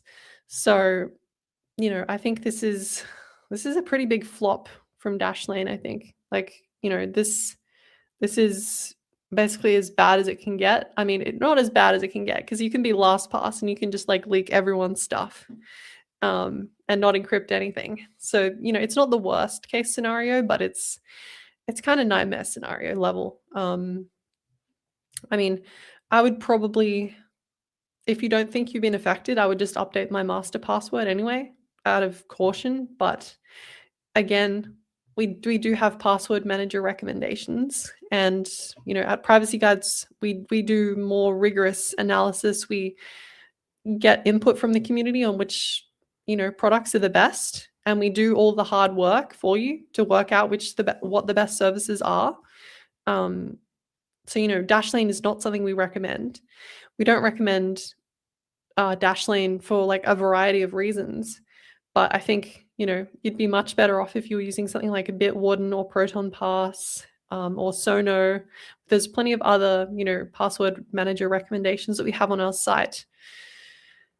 And I think it's always going to happen though. There's always going to be like cyber attacks against these password managers because they are like Nate said in the video that was going to come out, is it's a castle. It's where all the secrets are in there. So it's a much more valuable target.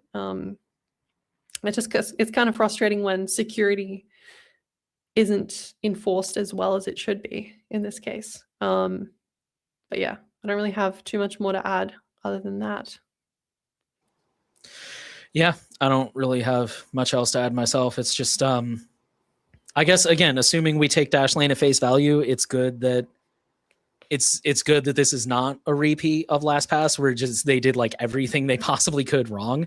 But it's also, there's certain things I feel like where it's just too important to trust a non-open source thing.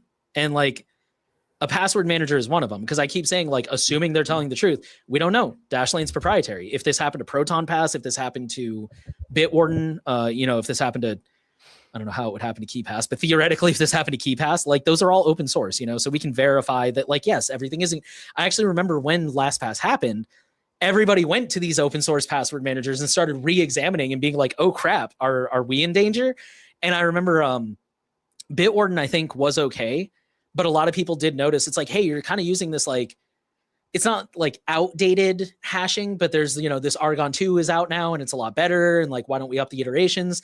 And I remember Bitwarden kind of replied where they're like, yeah, we don't really have to, but I mean, good point. We'll go ahead and do that. And, now it's more secure and we can verify that because it's open source. And not to necessarily sing Bitwarden's praises, I'm not trying to harp on them, but, it's just an example of, like, hopefully Dashlane users will be okay. But yeah, if you are a Dashlane user, definitely that does suck, because I am that, I've said this before, I am that psychopath that went down and changed all my passwords in like one weekend when I first got into privacy, and it is intense. And at the time I was single and I was in my 20s and I had all the energy for that stuff, but it's especially if you got a family and stuff, it's like, man, how are you supposed to find time to do that? So that's crazy.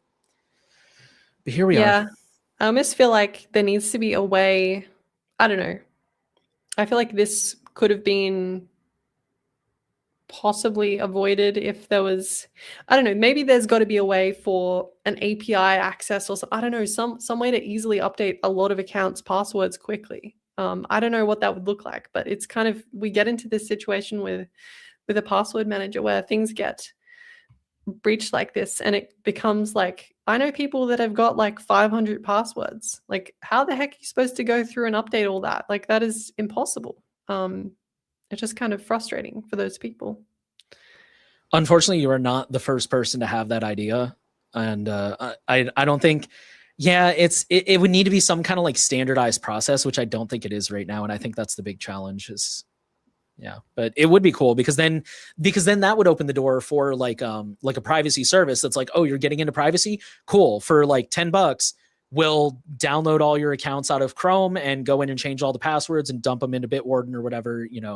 That would open a lot of doors to make it easier for people to get started with this stuff. But I just don't think, as far as I know, there's not like a standardized API that people could hook into like you're talking about. It'd be cool if there was. Yeah. I mean, one thing that you did talk about quite a bit in the video we've been working on is, like the adoption of passkeys. And I think that could be at least one step in the right direction, right? At least one end of the passwords being messed up is going to be okay. Like the websites themselves can't, they can't leak the passwords. So then you don't have to worry about your password ever getting breached. But then there's the opposite end as well. That's what I was about to say is I feel like this, unfortunately, would be one of the few times where a passkey wouldn't save you. Like someone correct me if I'm wrong, but because in this case, if you're saving your passkeys to a password manager, which is probably what most people are going to do, which I would argue in most cases is fine, but now it's the password manager that got leaked.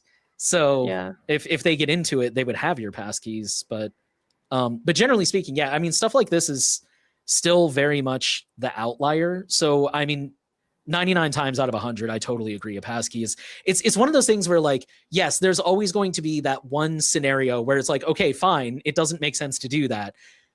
But every other time it makes perfect sense, so. Yeah. I mean, I feel like passkeys could definitely, you're 100% right about it. Like the private key is the thing that's important, and that's what your password manager is protecting. The public key is what the website has. So it doesn't matter if they leak the public key. Public key can be public. But yeah, the private key is that's where you start having the issue. I don't know if it's like, a way for basically password managers to like kind of hook into a website's like Fido flow or something to automatically update it. I don't know. Someone really smart is probably going to work it out. that's just not me. I don't really know what the solution is, but I don't know. It was just a thought that I had. It's kind of interesting. Don't think it's super relevant to this story though, because like you said, if your vault is breached, it's not really going to protect you in that case either. So it's kind of a crappy situation. Agreed. I think that's all we've got on this one. Do you want to move into forum updates? Yeah, let's dive into some forum updates here. In a minute, we'll start taking viewer questions. So if you've been holding on to any questions about any of the stories we've talked about so far, go ahead and leave them on the forum thread or in the comment section on the live stream. And you can do so on the StreamYard chat if you don't want to sign up to YouTube or any other platform. So if you do want to leave a comment, definitely feel free to do so. But for now, let's check in on our community forum. And as always, there is a lot of activity on the forum. So here's just like a few of this week's most interesting discussions happening there. So I'm going to take this one. You can take the other one. How do I compellingly advocate for my privacy with doctors and other healthcare professionals? I think this is a really interesting thread. So this one was started by a regular on our forum. Not going to mention their name for their privacy's sake. But basically, I think we're living in an age where a lot of doctors are using technology that is pretty invasive, right? Like I guarantee you, if you've been to the doctor in the last 2 years, they've asked you if they can use an AI transcription software, if they can, share your data with one of these companies. And I guess kind of reading a little bit into this thread that was started here, this person was saying that they kind of felt like healthcare workers don't really care. They don't really read the privacy policy. They don't really, think that there's any issues. They don't really have the same level of concern that most people should have about their medical data, especially if it's, very sensitive information, like, it could be reproductive status. It could be all these, so especially in the US, like these are pretty, I would say, sensitive things, right? Because, in some states it's illegal and stuff like that. Like it depends obviously on your threat model and your situation, but they can be extremely concerning. So they kind of went through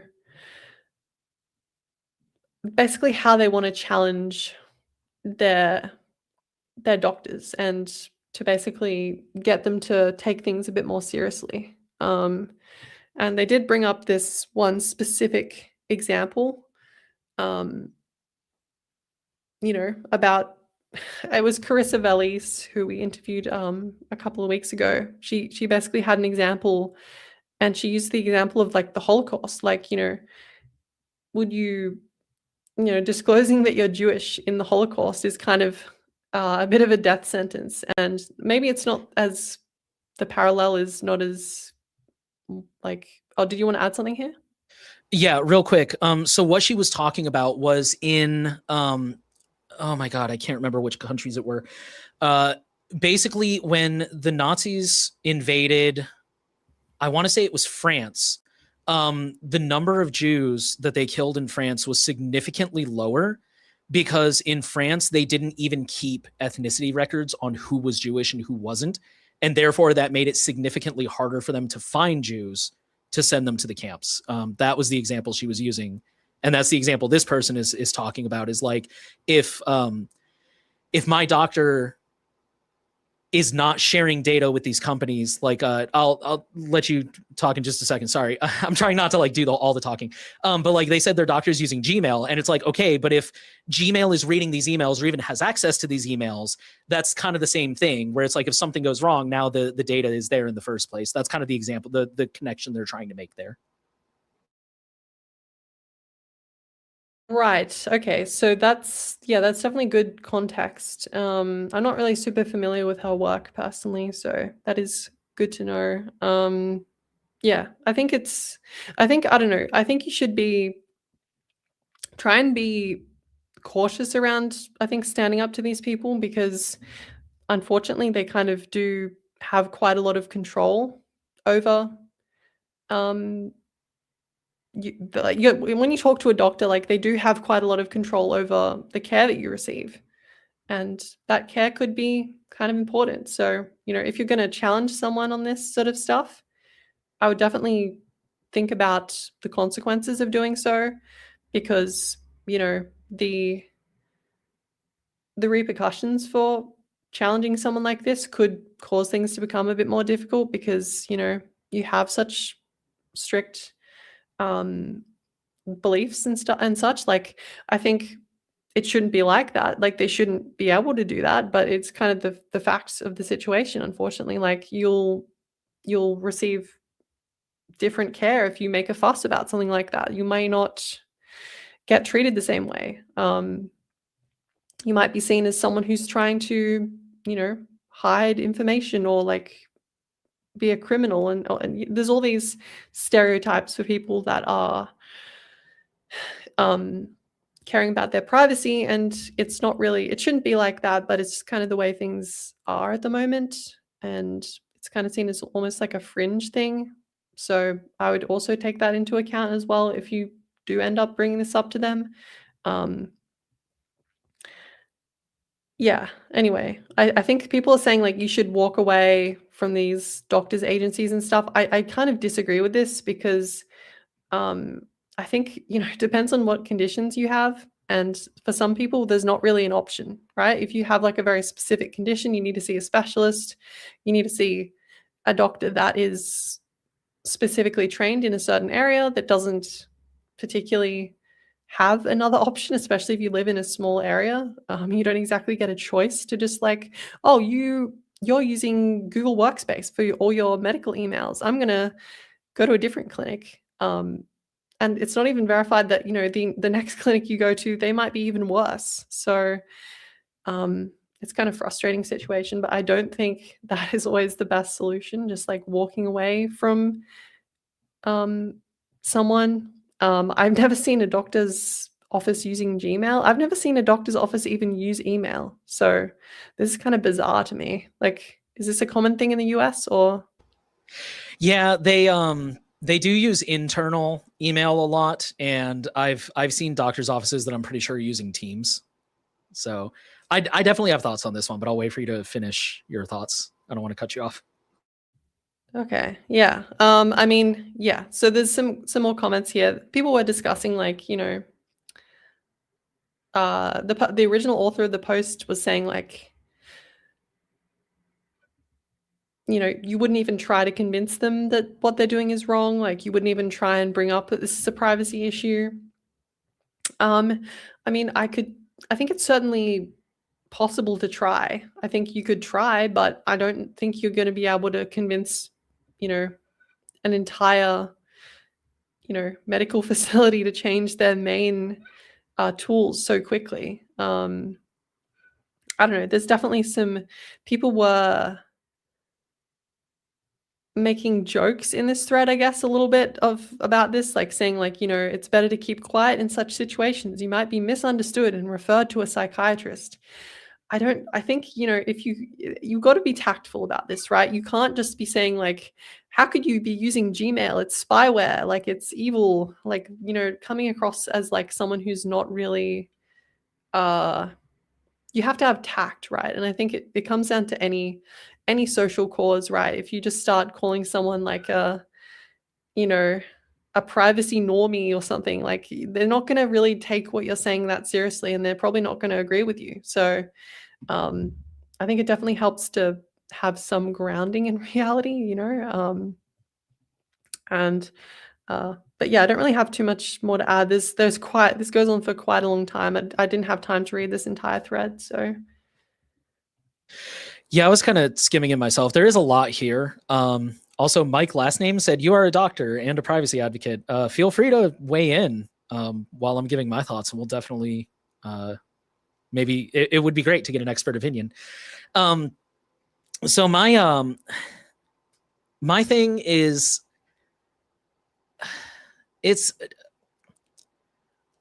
The challenge is institutional. This kind of came up a little bit in this article. So first of all, I want to say that in my personal opinion, and I don't think this is a hot take, your health should always come first, whether that's physical health, mental health, whatever. If your choices are between not seeing a doctor and seeing a doctor that uses Gmail or even, God forbid, Teams, please go see the doctor. Your health always comes first. That said, in my experience, a lot of this is institutional. Like I'm generally relatively healthy. My wife in particular has, seen a lot more doctors relatively than I have. And I mentioned her because like I've tried to get her to push her doctors towards things like using Signal instead of whatever weird platform they're on or something. And a lot of the time the doctors don't really have control over that. A lot of the time they're like, oh, I do use Signal in my personal life. I'm totally cool with it, but I am required to use this platform because either it's not their practice, and they have to do whatever their boss tells them to do, just like you do at your job. Or there's like, healthcare is so heavily regulated that even though HIPAA isn't really about privacy, there are very strict rules about who has to be able to access that data. And it does have to be transparent to the point where a lot of them can't use something like Signal because like, again, like their boss has to be able to access it in the case of an audit or something along those lines. So, that's it's hard because in a lot of cases they might be totally willing to. It's just not something they actually can do. It's beyond their control. They don't have the authority to make that call. Another thing, I think you may have mentioned this, because again, I was kind of skimming while I was listening to you, but there's a logistical thing. If we are talking about an office and not a single practice, like a single person, it's, at my last job, we were using LastPass, probably still using LastPass. And I would very openly kind of like, haha, JK, but not really. But I would very regularly like criticize the IT guys. I'm like, man, I can't believe we're still using LastPass.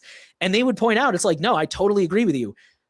There's 1,000 people in the company across the country. Like switching off LastPass is not easy, especially when you're talking about people that are not necessarily tech savvy, that, don't like, for you or me, switching to another password manager is cake. But for 1,000 people who, again, some of them call in every single day asking, how do I get into my email? Like, it's a huge lift to migrate your entire infrastructure over to another provider.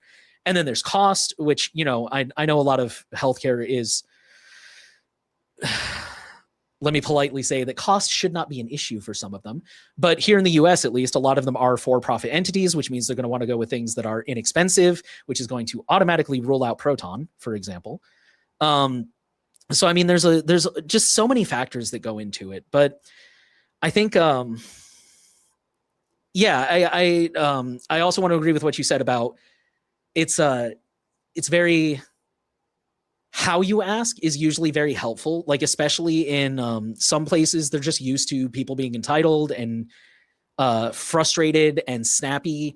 And so asking politely, like, hey, I don't really like Zoom. Can we use something else for this appointment? Is going to make them a lot more likely to work with you if they can.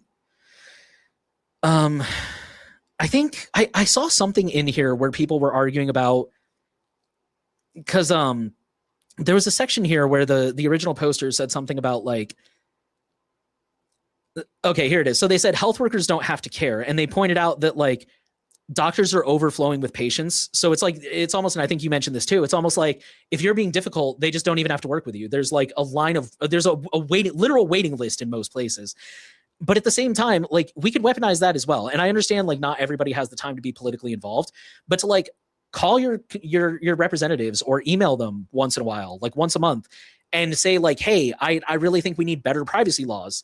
In this thread, they pointed out that like when they're talking about trying to convince the doctor's office to move, they mentioned that, Gmail has had so many fines for not handling patient data properly or user data properly and stuff like that, which for the record, I don't think that's going to work on them because, they're like, oh, but we use the HIPAA version, blah, blah, blah, blah, blah. And again, HIPAA, there's not privacy anywhere in that title. But anyways, it's, if you call your representatives and you're like, hey, a lot of these doctors' offices are using Microsoft and Gmail, who Microsoft especially has been hacked more times than I have fingers and toes, and trying to institute it at I want to say structural level, systemic level, at a systemic level where they don't have to care because there are options, or it's like mandated that they have to use something that's encrypted.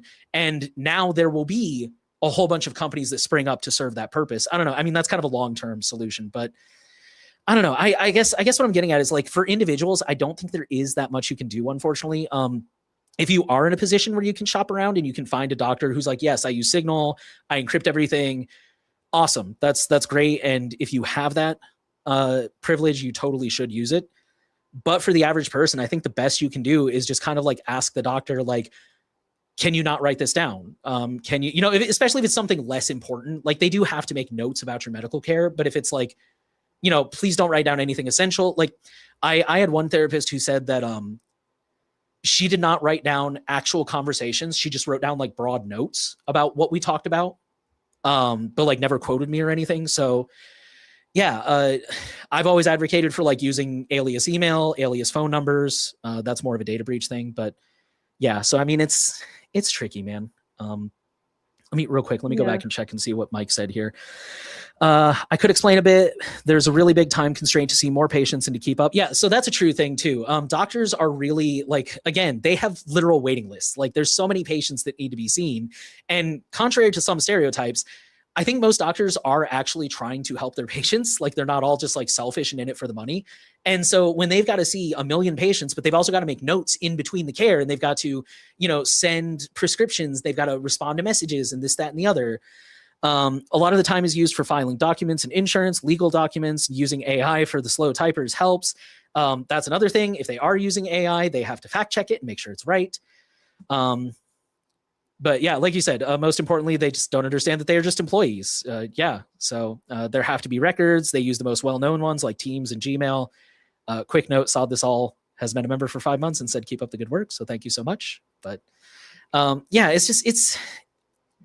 think the best you can do is to ask nicely. Like that's really I don't know if this is a common phrase. I feel like I don't hear it a lot, but my mother used to have this phrase that you catch more flies with honey than vinegar. And basically what she always meant was just like, like you get better results when you're nice to people. So I definitely would not go in there talking about like, oh, Gmail's reading our emails. And because again, they don't understand that companies will do this stuff anyways. And they'll just say like, oh, but they're not supposed to do that because we have this special, again, like a lot of these companies do have a HIPAA compliant version that is specifically for medical. And so they'll be like, no, we're using this different version. And they don't understand that like, that doesn't really matter because again, HIPAA has nothing to do with privacy. But if you go in there with like, I'm really concerned about this stuff and it makes me uncomfortable. And like, I would prefer to use something else. And I think again, if you're kind about it, I think people will be much more likely to work with you as best they can. But yeah, unfortunately the privacy situation in healthcare kind of sucks. I think one other interesting thing that I think kind of happens with these doctors is like Mike last name said in the chat, like basically doctors don't really have time to read the privacy policies of every tool they're using. And a lot of times these vendors of these software, like they'll say, oh, it's got all this privacy stuff and it's like it's secure and it's not going to send it to anywhere.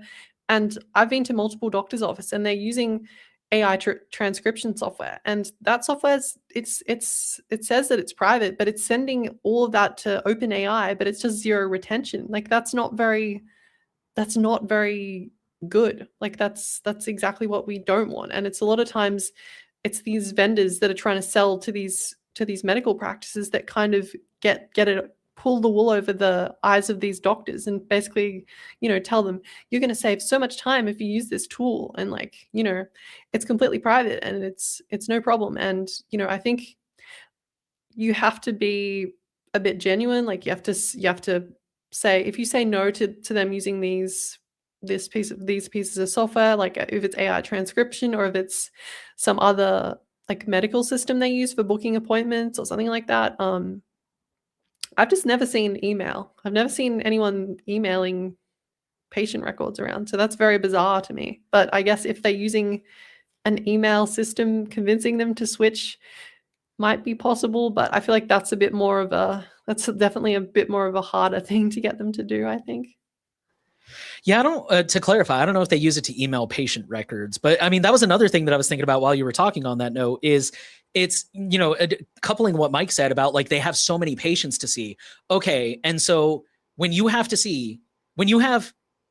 8 hours in a day and you need to see 15 patients and they all have questions and concerns, and like, you know, I'm hitting that age where every time my leg starts hurting a little bit, I'm like, maybe I have a blood clot, maybe I should go to the doctor. Like, you know, it's when you have patients like that all day, and again, you need to take notes in between and the billing and the filing. And so now you're saying like, oh, but I want them to like store everything offline in LibreOffice. Okay, and what happens when you move and they need to transfer your medical record to someone else, or they need to get your medical? We already have a huge problem in this country, in the US. I think it's probably better in other places, I hope. But like, we already have a huge problem where nobody uses a standardized medical system. So like every time my wife and I move and, you know, it's like, oh, now we're closer to a different doctor, so let's start going here instead. It's this huge pain in the ass to get the medical records transferred from one place to another. And, you know, it's just like everything is fragmented, and, you know, it's more work is what I'm getting at. Like if you're the one who's like, I'm the only person who's saying, hey, don't use this system, you're one person out of, again, 500 on a waiting list, and they don't care. And it's going to make it quicker for me to give you care. Like that's what the doctors are interested in. So it's just, there's so many things working against us, which is why, again, I know it's hard work and I know I can't ask that of everybody, but I'm kind of at the point where it's like, this needs to be one of those things that like trickles down from the top, where like we have these good privacy laws that say, you know, medical emails have to be end-to-end encrypted or encrypted at rest. These systems have to enforce two-factor authentication. This, you know, like these kind of technical requirements that will give us privacy, that it is illegal to share data with third parties for anything other than research purposes, or, you know, something like that. Like we need something at a systemic level so that doctors and nurses don't need to care about this stuff anymore because it's built into the systems they use, which is really what we need at all levels, not just healthcare. But I digress. I'm kind of rambling now. So yeah. Yeah. I mean, I think a lot of vendors like that are trying to sell this software to doctors, they do think that they are providing that right now. Like they think that zero retention sending your transcription to OpenAI is fine. But yeah, I think it's kind of frustrating because usually if it's an AI transcription locally, that's going to be a lot more expensive, isn't it? Because you got to have a whole beefy computer to run that. So, you know, it's definitely a harder sell. So I kind of understand why a lot of times these systems that are like relying on external third parties and stuff is kind of becoming more popular. It said, so Mike last name has kind of put a couple more comments. Not only the privacy policies, but also in general, they don't understand how computers work, as thinking maybe we as the clinic or mail service could get hacked. Yeah, I don't think they think about like the cybersecurity risks and such. It kind of sucks though, because with like the medical field, like you kind of do have to store records on people. Like I need to have records of my treatment so my doctor can understand how to treat me the best. Like it's like in other areas, it's like minimal data retention is the best. But in this specific case, maximum data retention is the most important, because if someone doesn't understand your needs or your issues, then they're not going to be able to give you the correct care. And I think the other thing that Nate said about like the data transfer stuff, I think that's another thing that we could definitely improve. It's never been an issue for me, but I guess it could be, because you kind of have that. I'm not sure. I always thought it was done through like a government run system here, but maybe I guess through your system, it's kind of like it's just different private companies kind of managing the records. Which so is I mean, a little bit off topic. It's not usually a huge issue for us. Usually my wife just calls the old clinic and goes, hey, I've moved to this other doctor because we moved, and, you know, she fills out a form and we scan it and there's your email. Actually, we email it to them or whatever, and they, you know, send over the medical records. But it's definitely, I have a friend who has, he's a full stack developer. He's very experienced. He's a veteran. And he's worked for a lot of startups. And one of his most recent was a healthcare startup. And that's what they were trying to do, basically, was trying to create a way to make it easier for healthcare companies to standardize record formats so they were more easily transferable. Because again, we, like you were saying, we have a bunch of fragmented private companies here. And so like on a technical level, like the database itself, the format from this company may not match the format for this company. So even if they do, it's almost like, I don't know if you've had this experience, but I know it's pretty common here in America where like you'll go to apply for a job and sometimes it'll be like, oh, click here to upload your resume. And you upload your resume and it's still wrong. And you have to go through and like manually reformat everything correctly, which is super annoying. It's kind of like that. It's like they might transfer the medical records, but they may still need to be like cleaned up on the other side because there's no standard like protocol for how they transfer. So it's weird. I mean, I'm in the VA, so I've never had that problem, which actually I wanted to say that real quick. I thought that was funny. You were talking about like healthcare is kind of like the one time it makes sense to have maximum data retention. And this happened to me. I mean, full disclosure to everybody, I'm back on antidepressants now. And when I went to the VA and I was like, hey, I want to get back on antidepressants. And he like pulled up my record and he's like, oh, so you used to take this one. He's like, how much were you taking? And I'm like, what do you mean, how much was I taking? Shouldn't that be in the record? Like, I don't know how much I was taking. That was 4 years ago. And for some reason, the dosage that I was on was not in the medical record. It was super weird. But yeah, it's like the one time that it's like, that was 4 years ago. Why should I know what my dosage was? I thought you guys handled that. And so yeah, that's our lovely fragmented system around here. Yeah, it is kind of, I don't know. I've definitely run into issues similar to that, like people not having the correct information or like assuming things. It's not great, but I think, yeah, I do think it is kind of important to have that data in the medical field. Especially, I don't know, like I think having good notes on people's conditions is kind of important. Unfortunately, like we would rather that information isn't stored, right? Because it can probably get breached at some point, but also like if you're seeing a lot of doctors and they kind of need to be able to coordinate together, it's kind of problematic if you don't have those notes. It looks like someone said here, National Nurses United has been part of protesting Palantir campaigns. Yeah, I know Palantir. Doesn't Palantir have like stuff to do with the medical sector as well now? Like they've kind of moving into that as well. I don't know if I've heard about that, but it wouldn't surprise me because for those who don't know, the interesting thing about Palantir is they technically don't do any surveillance or data collection themselves. What they do is they're kind of like my friend I just talked about. They're trying to figure out how to aggregate all the data and make it all talk to each other and then turn it over to law enforcement. So, I mean, yeah, healthcare seems like it would be an inevitable part of that mission. So if they're not moving in yet, I'm sure it's on the roadmap.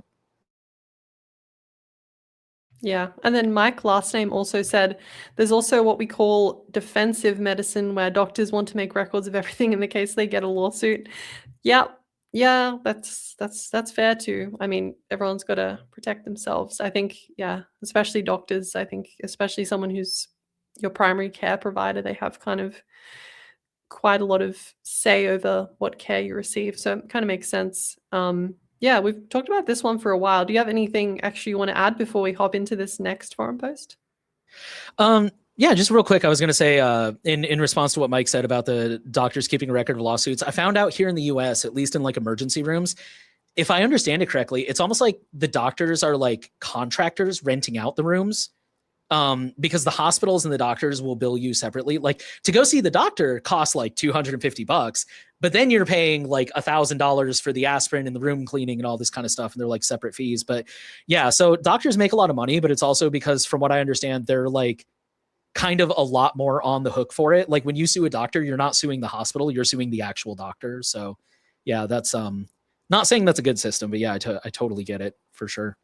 Like you said, you got to protect yourself. That is the US healthcare system for you. Oh, best country on the planet, they tell me. I'm not going to get into that. There's worse places. I'll say that. I would rather be here than a lot of places in the world. So, moving on, the last forum post we were going to look at is RCS with Google Messages worth having Google on my phone. So, this person has a graphene phone and they're basically saying like, I was kind of thinking about it and I can totally take all the the Google Play stuff off of my phone, except that I use Google and RCS. And so basically they're saying like, is it worth it to have this like totally de-Googled phone, but to go ahead and put some Google on it for the sake of getting access to RCS messages? And they do specifically mention that they say their closest contacts use Signal, but like non-close contacts and random people, you know, they always default to, they say they do live in the USA, so it's always just like regular text message. And it's, I can confirm this one. You said you have to pull teeth to get them to use anything else. So they're just kind of looking for a second opinion. Like, well, they do say like, how do we know Google isn't lying about the encryption or isn't client-side scanning messages? I will tell you right now, actually, I'm assuming this is still true. I covered a story on Surveillance Report a long time ago where Google does actually make hashes of the message and then compare the hashes. So they do actually know who you're talking to. They can't see the content of the message, but yeah, that's why I always tell people when I explain that RCS has end-to-end encryption, I'm like, yeah, it's better than not having it, but also at the same time, it's definitely not as good as something like Signal. I'm gonna have to go find that story, but yeah, I mean, I think this is kind of a classic question for everybody, right? Because you're always going to have the people that won't use Signal or can't use Signal, or just like the one-off contacts that like, you know, again, at my last job, I interfaced with a lot of other trades and other jobs. And so I would have to give them a phone number to like call me or text me if they had any questions or anything. So I think my thoughts are, it kind of depends. Like if that happens to you a lot, I'm at the point where even before I took this job, like 90% of my communications were on Signal, and the 10% that weren't were like mostly job related stuff, like professional stuff. So it was like, okay, I don't really care if that's encrypted personally, and I would rather not have Google messages and deal with that. I think if you're kind of in the opposite boat where it's like, okay, but only my closest friends and family are on Signal, and the vast majority of messages I get are not, including some friends and family who just refuse to download Signal, I think that might change the math a little bit. Another thing worth considering is I believe Jonah has said in the past that RCS only works on certain carriers. And so you might have to check and make sure that your carrier is one of them. So, I mean, it kind of sucks because you're already like, it's already kind of getting narrowed down. It's not just as simple as like, okay, I have Google Messages and now I've got RCS encryption. It's like, well, you've only got RCS encryption with other Google Message users or Apple users or people that use this certain carrier. So I don't know. I don't think I can really give like a yes or no answer. I think it really just depends on you. I will say on Graphene, the nice thing about Graphene is that you do have a little bit of privacy because of the sandbox thing. I know that's more security than privacy per se, but I would probably be a little bit more willing to do it on a Graphene phone than a regular phone, I guess. Although I guess with a regular phone, all the Google stuff would be built in there. So I guess never mind. That doesn't really make sense. But I don't know. I think it's really a personal thing, but I guess I just thought this interesting because again, this is a situation that I think a lot of people have been in where it's like you can only get so many people using encrypted messaging. So what's the right move? And, you know, as usual, I don't think there is one right answer, but I think those are kind of the factors that I would think about. Do you have any thoughts on that one? I don't think you're like a daily Android user, are you? I know you have an Android, but. Yeah. Am I throwing you under the bus? I'm sorry. I mean, yeah, I do. I use both like iOS and Android for different things. I think it's always like there's weird people who are just like, I'll only ever use an Android. I'm never going to use an Apple. Apple is so bad. And it's like, well, you can use both. Like both have got good things about them, right? Like there's positives to both.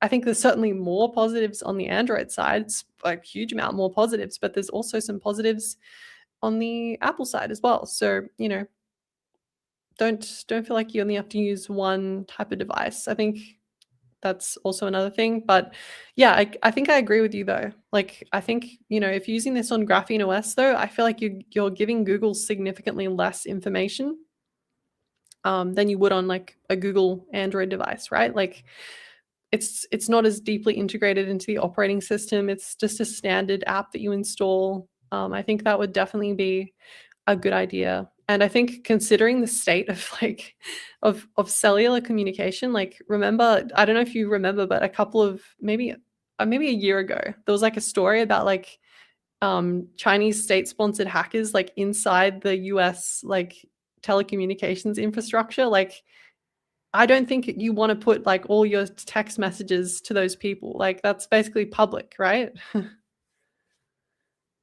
Yeah, I remember that Volt Typhoon, and I think it had been going on for at least a year when they found it. And I actually remember I was with Surveillance Report when that happened, and I remember the way Henry described that story. He's like, "Yeah, the government is basically like, we don't know if they're gone yet. We don't know when we'll kick them out." It's just kind of like the whole thing was such a mess. Yeah, that was a crazy story. And that I know this isn't the point, but like that is my favorite story when we talk about how backdoors don't work. It's like that was literally a backdoor that was only for the good guys, and look what happened.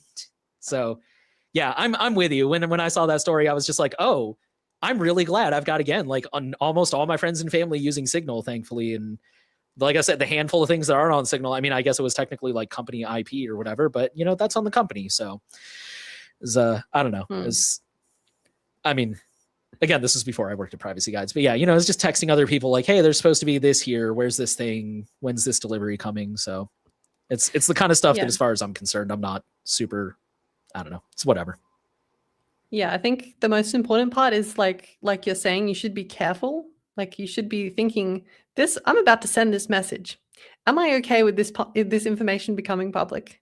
And if the answer is no, then yeah, you should be using something else, right? Like that is the case, because I think any message you send on like a public service like telephone network, any sort of telecommunications thing, I think you should treat it as public, because it's not really secured in a way. You don't know how long that data is being retained either.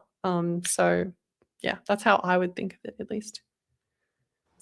Personally, I'm a big fan of applying that to everything, because you never know if somebody's going to screenshot a post. I mean, you can screenshot Signal still. It's super easy. Or even if you can't screenshot something, they might take a picture of it with another phone. So yeah, that's always what I encourage people is like anything you put in a digital format, just assume it might be publicly leaked. So I mean, yeah, I think we can, I think, you know, I think it's definitely, we should be trying to preach privacy to everybody. We should be like, you know, don't do that. That is the wrong thing to do. That's just ethically wrong to do that. But yeah, of course, people aren't, or no one's perfect, and people are going to do that. So it's true. But I think with the cell phone network, I think it is one of those things where it's systemically just going to be public at some point. Like it's you don't really. That's fair. At least with Signal, if you send it to someone, if I send you a message, I know you're not going to share that with someone else, right? Because we have a shared understanding. But if it's like, you know, the public the telecommunications company, they don't have any agreement with me. They just are gonna, you know, let hackers roam around in their network and not actually do anything, and then say that they're gone, but they're not really.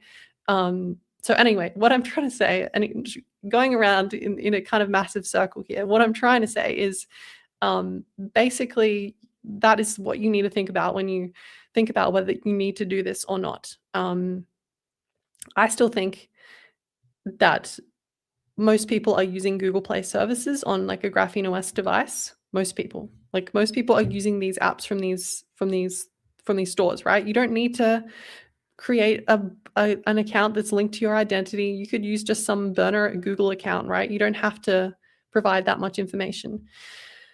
So I think using RCS on Graphene OS to secure, even if it's only one person, I think that's still a benefit in a lot of cases. And I think it's not, you're restricting the access quite significantly compared to what is available on the cell network, which is basically nothing. So something is better than nothing. And of course, it's up to you to decide. If you don't have Google Play services on the device already, then maybe that is a bit more of a concern. Maybe that's like, oh, I don't know if I want to do that. You could also set up a separate profile. You could set up a separate user profile. And in that user profile, you set up a burner Google account, and then you add Google messages. Maybe that could be an option, but I'm just, you know, kind of spitballing.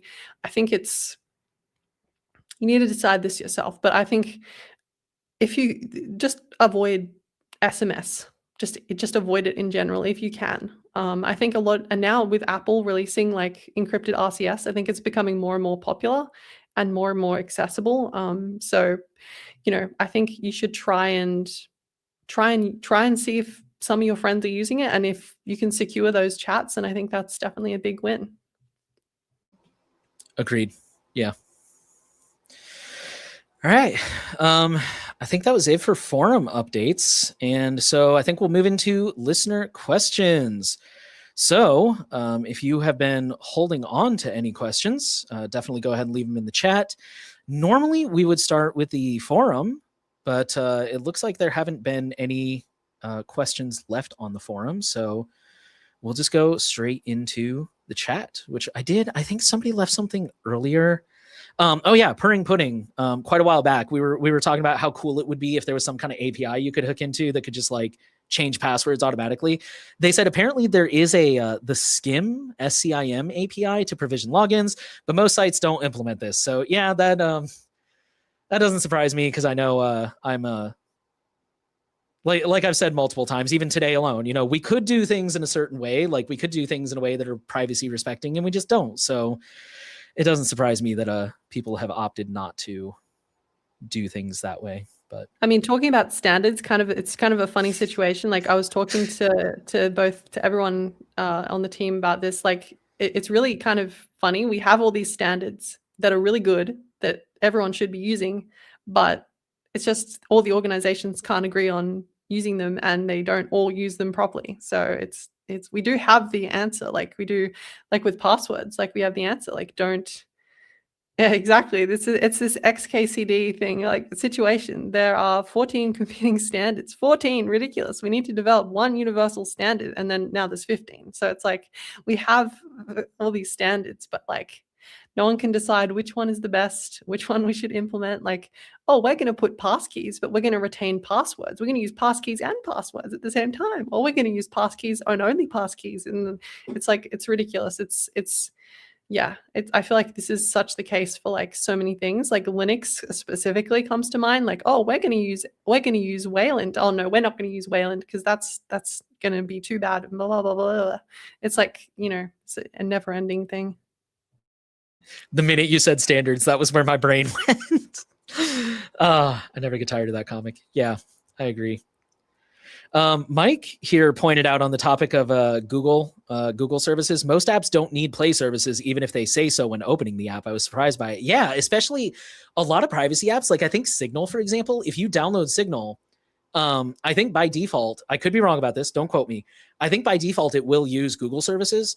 But in the past, I've downloaded it on fully de-Googled phones, like Lineage phones, just for whatever reason. And I still get notifications. So it like falls back to its own services if it doesn't detect Google. And it's also like, what do you need them for? You know, I'm thinking about like MySudo, for example. So I pretty much use MySudo for anybody who's not on Signal. And like 90% of the time, I don't really need to get the call in real time. Like, again, I mentioned I'm with the VA. When they do call me sometimes, but 90% of the time it's a text that's like, hey, don't forget you have an appointment on Monday. Click Y to or like text Y to confirm, or text N to reschedule, or whatever. And so like, I don't really need that notification in real time. It's okay if I get that later in the evening. So yeah, I mean, there may be certain situations where you don't necessarily need the Play services. But I would look into if RCS, because that is a good point. I don't know if RCS would be required for that. So definitely interesting. Good thought. Yeah, it's been kind of a slow week, or like this week, and you know, with people leaving comments. But if anybody has any last minute questions, be sure to let us know. Yeah, we definitely tried something a bit different with the highlight story this week. We kind of wanted to see if people would be interested in something that's a little bit different. We kind of try that some weeks. Like some weeks we know that as the highlight story is going to like be a banger and everyone's going to click on it. But, you know, we do try things. We want to try and, you know, experiment a little bit. We don't want to keep doing the same thing over and over again. It's not fun for us. It's not fun for you. So we're trying our best with different things. And, you know, we want to make sure we don't stagnate, right? We're always trying to reach new people with privacy messages, and that requires us to try new things. So, oh man, the $1 million question from Yumi: why can't we agree on which standards to use? I mean, in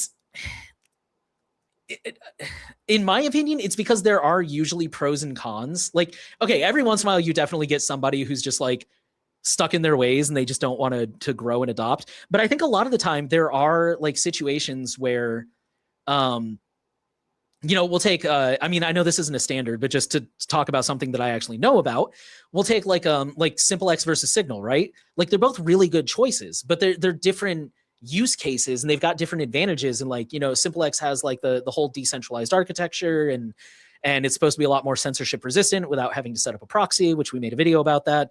But, at the same time, like it's kind of missing a lot of the features that the quote unquote normies would come to expect. And, it can be harder to get your family onboarded. Like I remember that was a big thing when Mastodon kind of had their 15 minutes is everybody was like, I don't know what instances are. I don't know what server to sign up for. Like I'm really confused. And, it's things like Signal don't have that problem. You just download it and start using it. And so there's a lot of the time standards are built for certain use cases, but I would venture to say that a lot of the time they can also, especially when we talk about tech and this kind of stuff, they can apply to multiple use cases. And so there's like advantages and disadvantages. So there's not always a clear like, well, this one is obviously better. It's like, no, it's obviously better in certain ways. And, this other one is obviously better in certain ways, but humans are incredibly emotional creatures. And so sometimes we have a hard time agreeing on this kind of stuff. I think that would be my guess. I don't know if you have a better answer. Yeah, it's kind of frustrating. It's like every single thing we've got has got like some argument about standards happening. Like what you mentioned, like Mastodon. Oh, Mastodon, I don't like that. It's like the standard is so bad. Like the federated protocols are so bad. I prefer Blue Sky. I prefer what's the other one? Nostr. I prefer blah blah blah blah. Like it's people have always kind of argued about this stuff. I think there's not many protocols that we could argue are like actually standard at this point. Like email comes to mind. Like everyone is like kind of on board with that.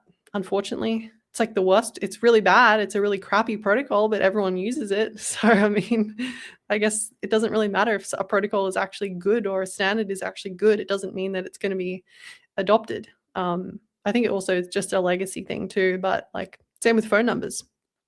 It's a standard. Everyone's using a phone number and it's not a good way. I guess also here there was a question from Mike, last name with about Session. Session is about to close shop soon. I know Nate, you've definitely got more experience with this, so you want to handle this one? Yeah, I mean, it's I actually found this out from Carrie from Firewalls Don't Stop Dragons, but actually, thankfully, Session is not shutting down right away.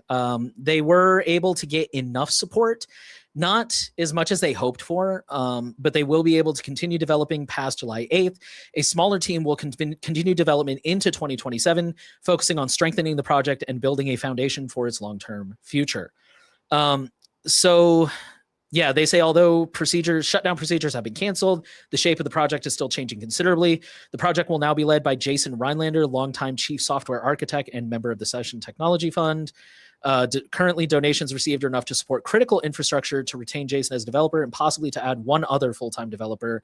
There's also still a small team of volunteers contributing to other aspects of the ecosystem. So Session will continue to exist. It's just they've unfortunately had to dramatically strip down their team, which is really, really unfortunate. And yeah, I mean, they only raised just shy of $200,000 and their goal was 1 million, which they did explain. This is right on the front page, by the way. If you go to getsession.org, you can read the appeal up top and it'll take you to this page. So yeah, they definitely do still need donations. If you believe in Session, if you are a fan of them, please donate. They do still need it. They're not out of the woods yet, but thankfully they are not shutting down as of this point in time. Yeah, it's really unfortunate when we see, I think it's really hard for a lot of these projects to get the funding that they need. And, unless you're like the big player, which currently right now is Signal, they get a lot of donations, but like all the other projects, I'm not really sure what SimpleX's deal is. I believe they did take on venture capital funding, so they've probably got to work out some way to monetize their product eventually. Raya is definitely more of a community-based project, doesn't see as much development as Signal. We got all these different messengers, and if you do, like personally, I'm on Signal every day. I'm sending messages. I'm on voice calls for, hours at a time. Like I think this is an important thing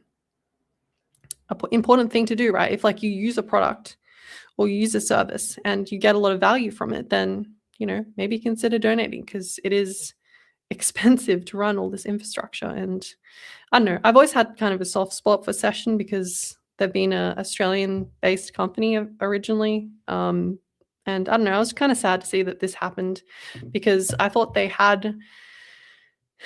were receiving enough through cryptocurrency donations, but it seems like they have kind of been struggling. So I don't know, this is kind of sad, but I hope that they can work out some other sustainability, like some other way to sustain their project, because it's never been an app that I've used a lot, but it's always been nice to have that extra option. Like, a lot of people were like, oh, I don't like Signal because it requires a phone number.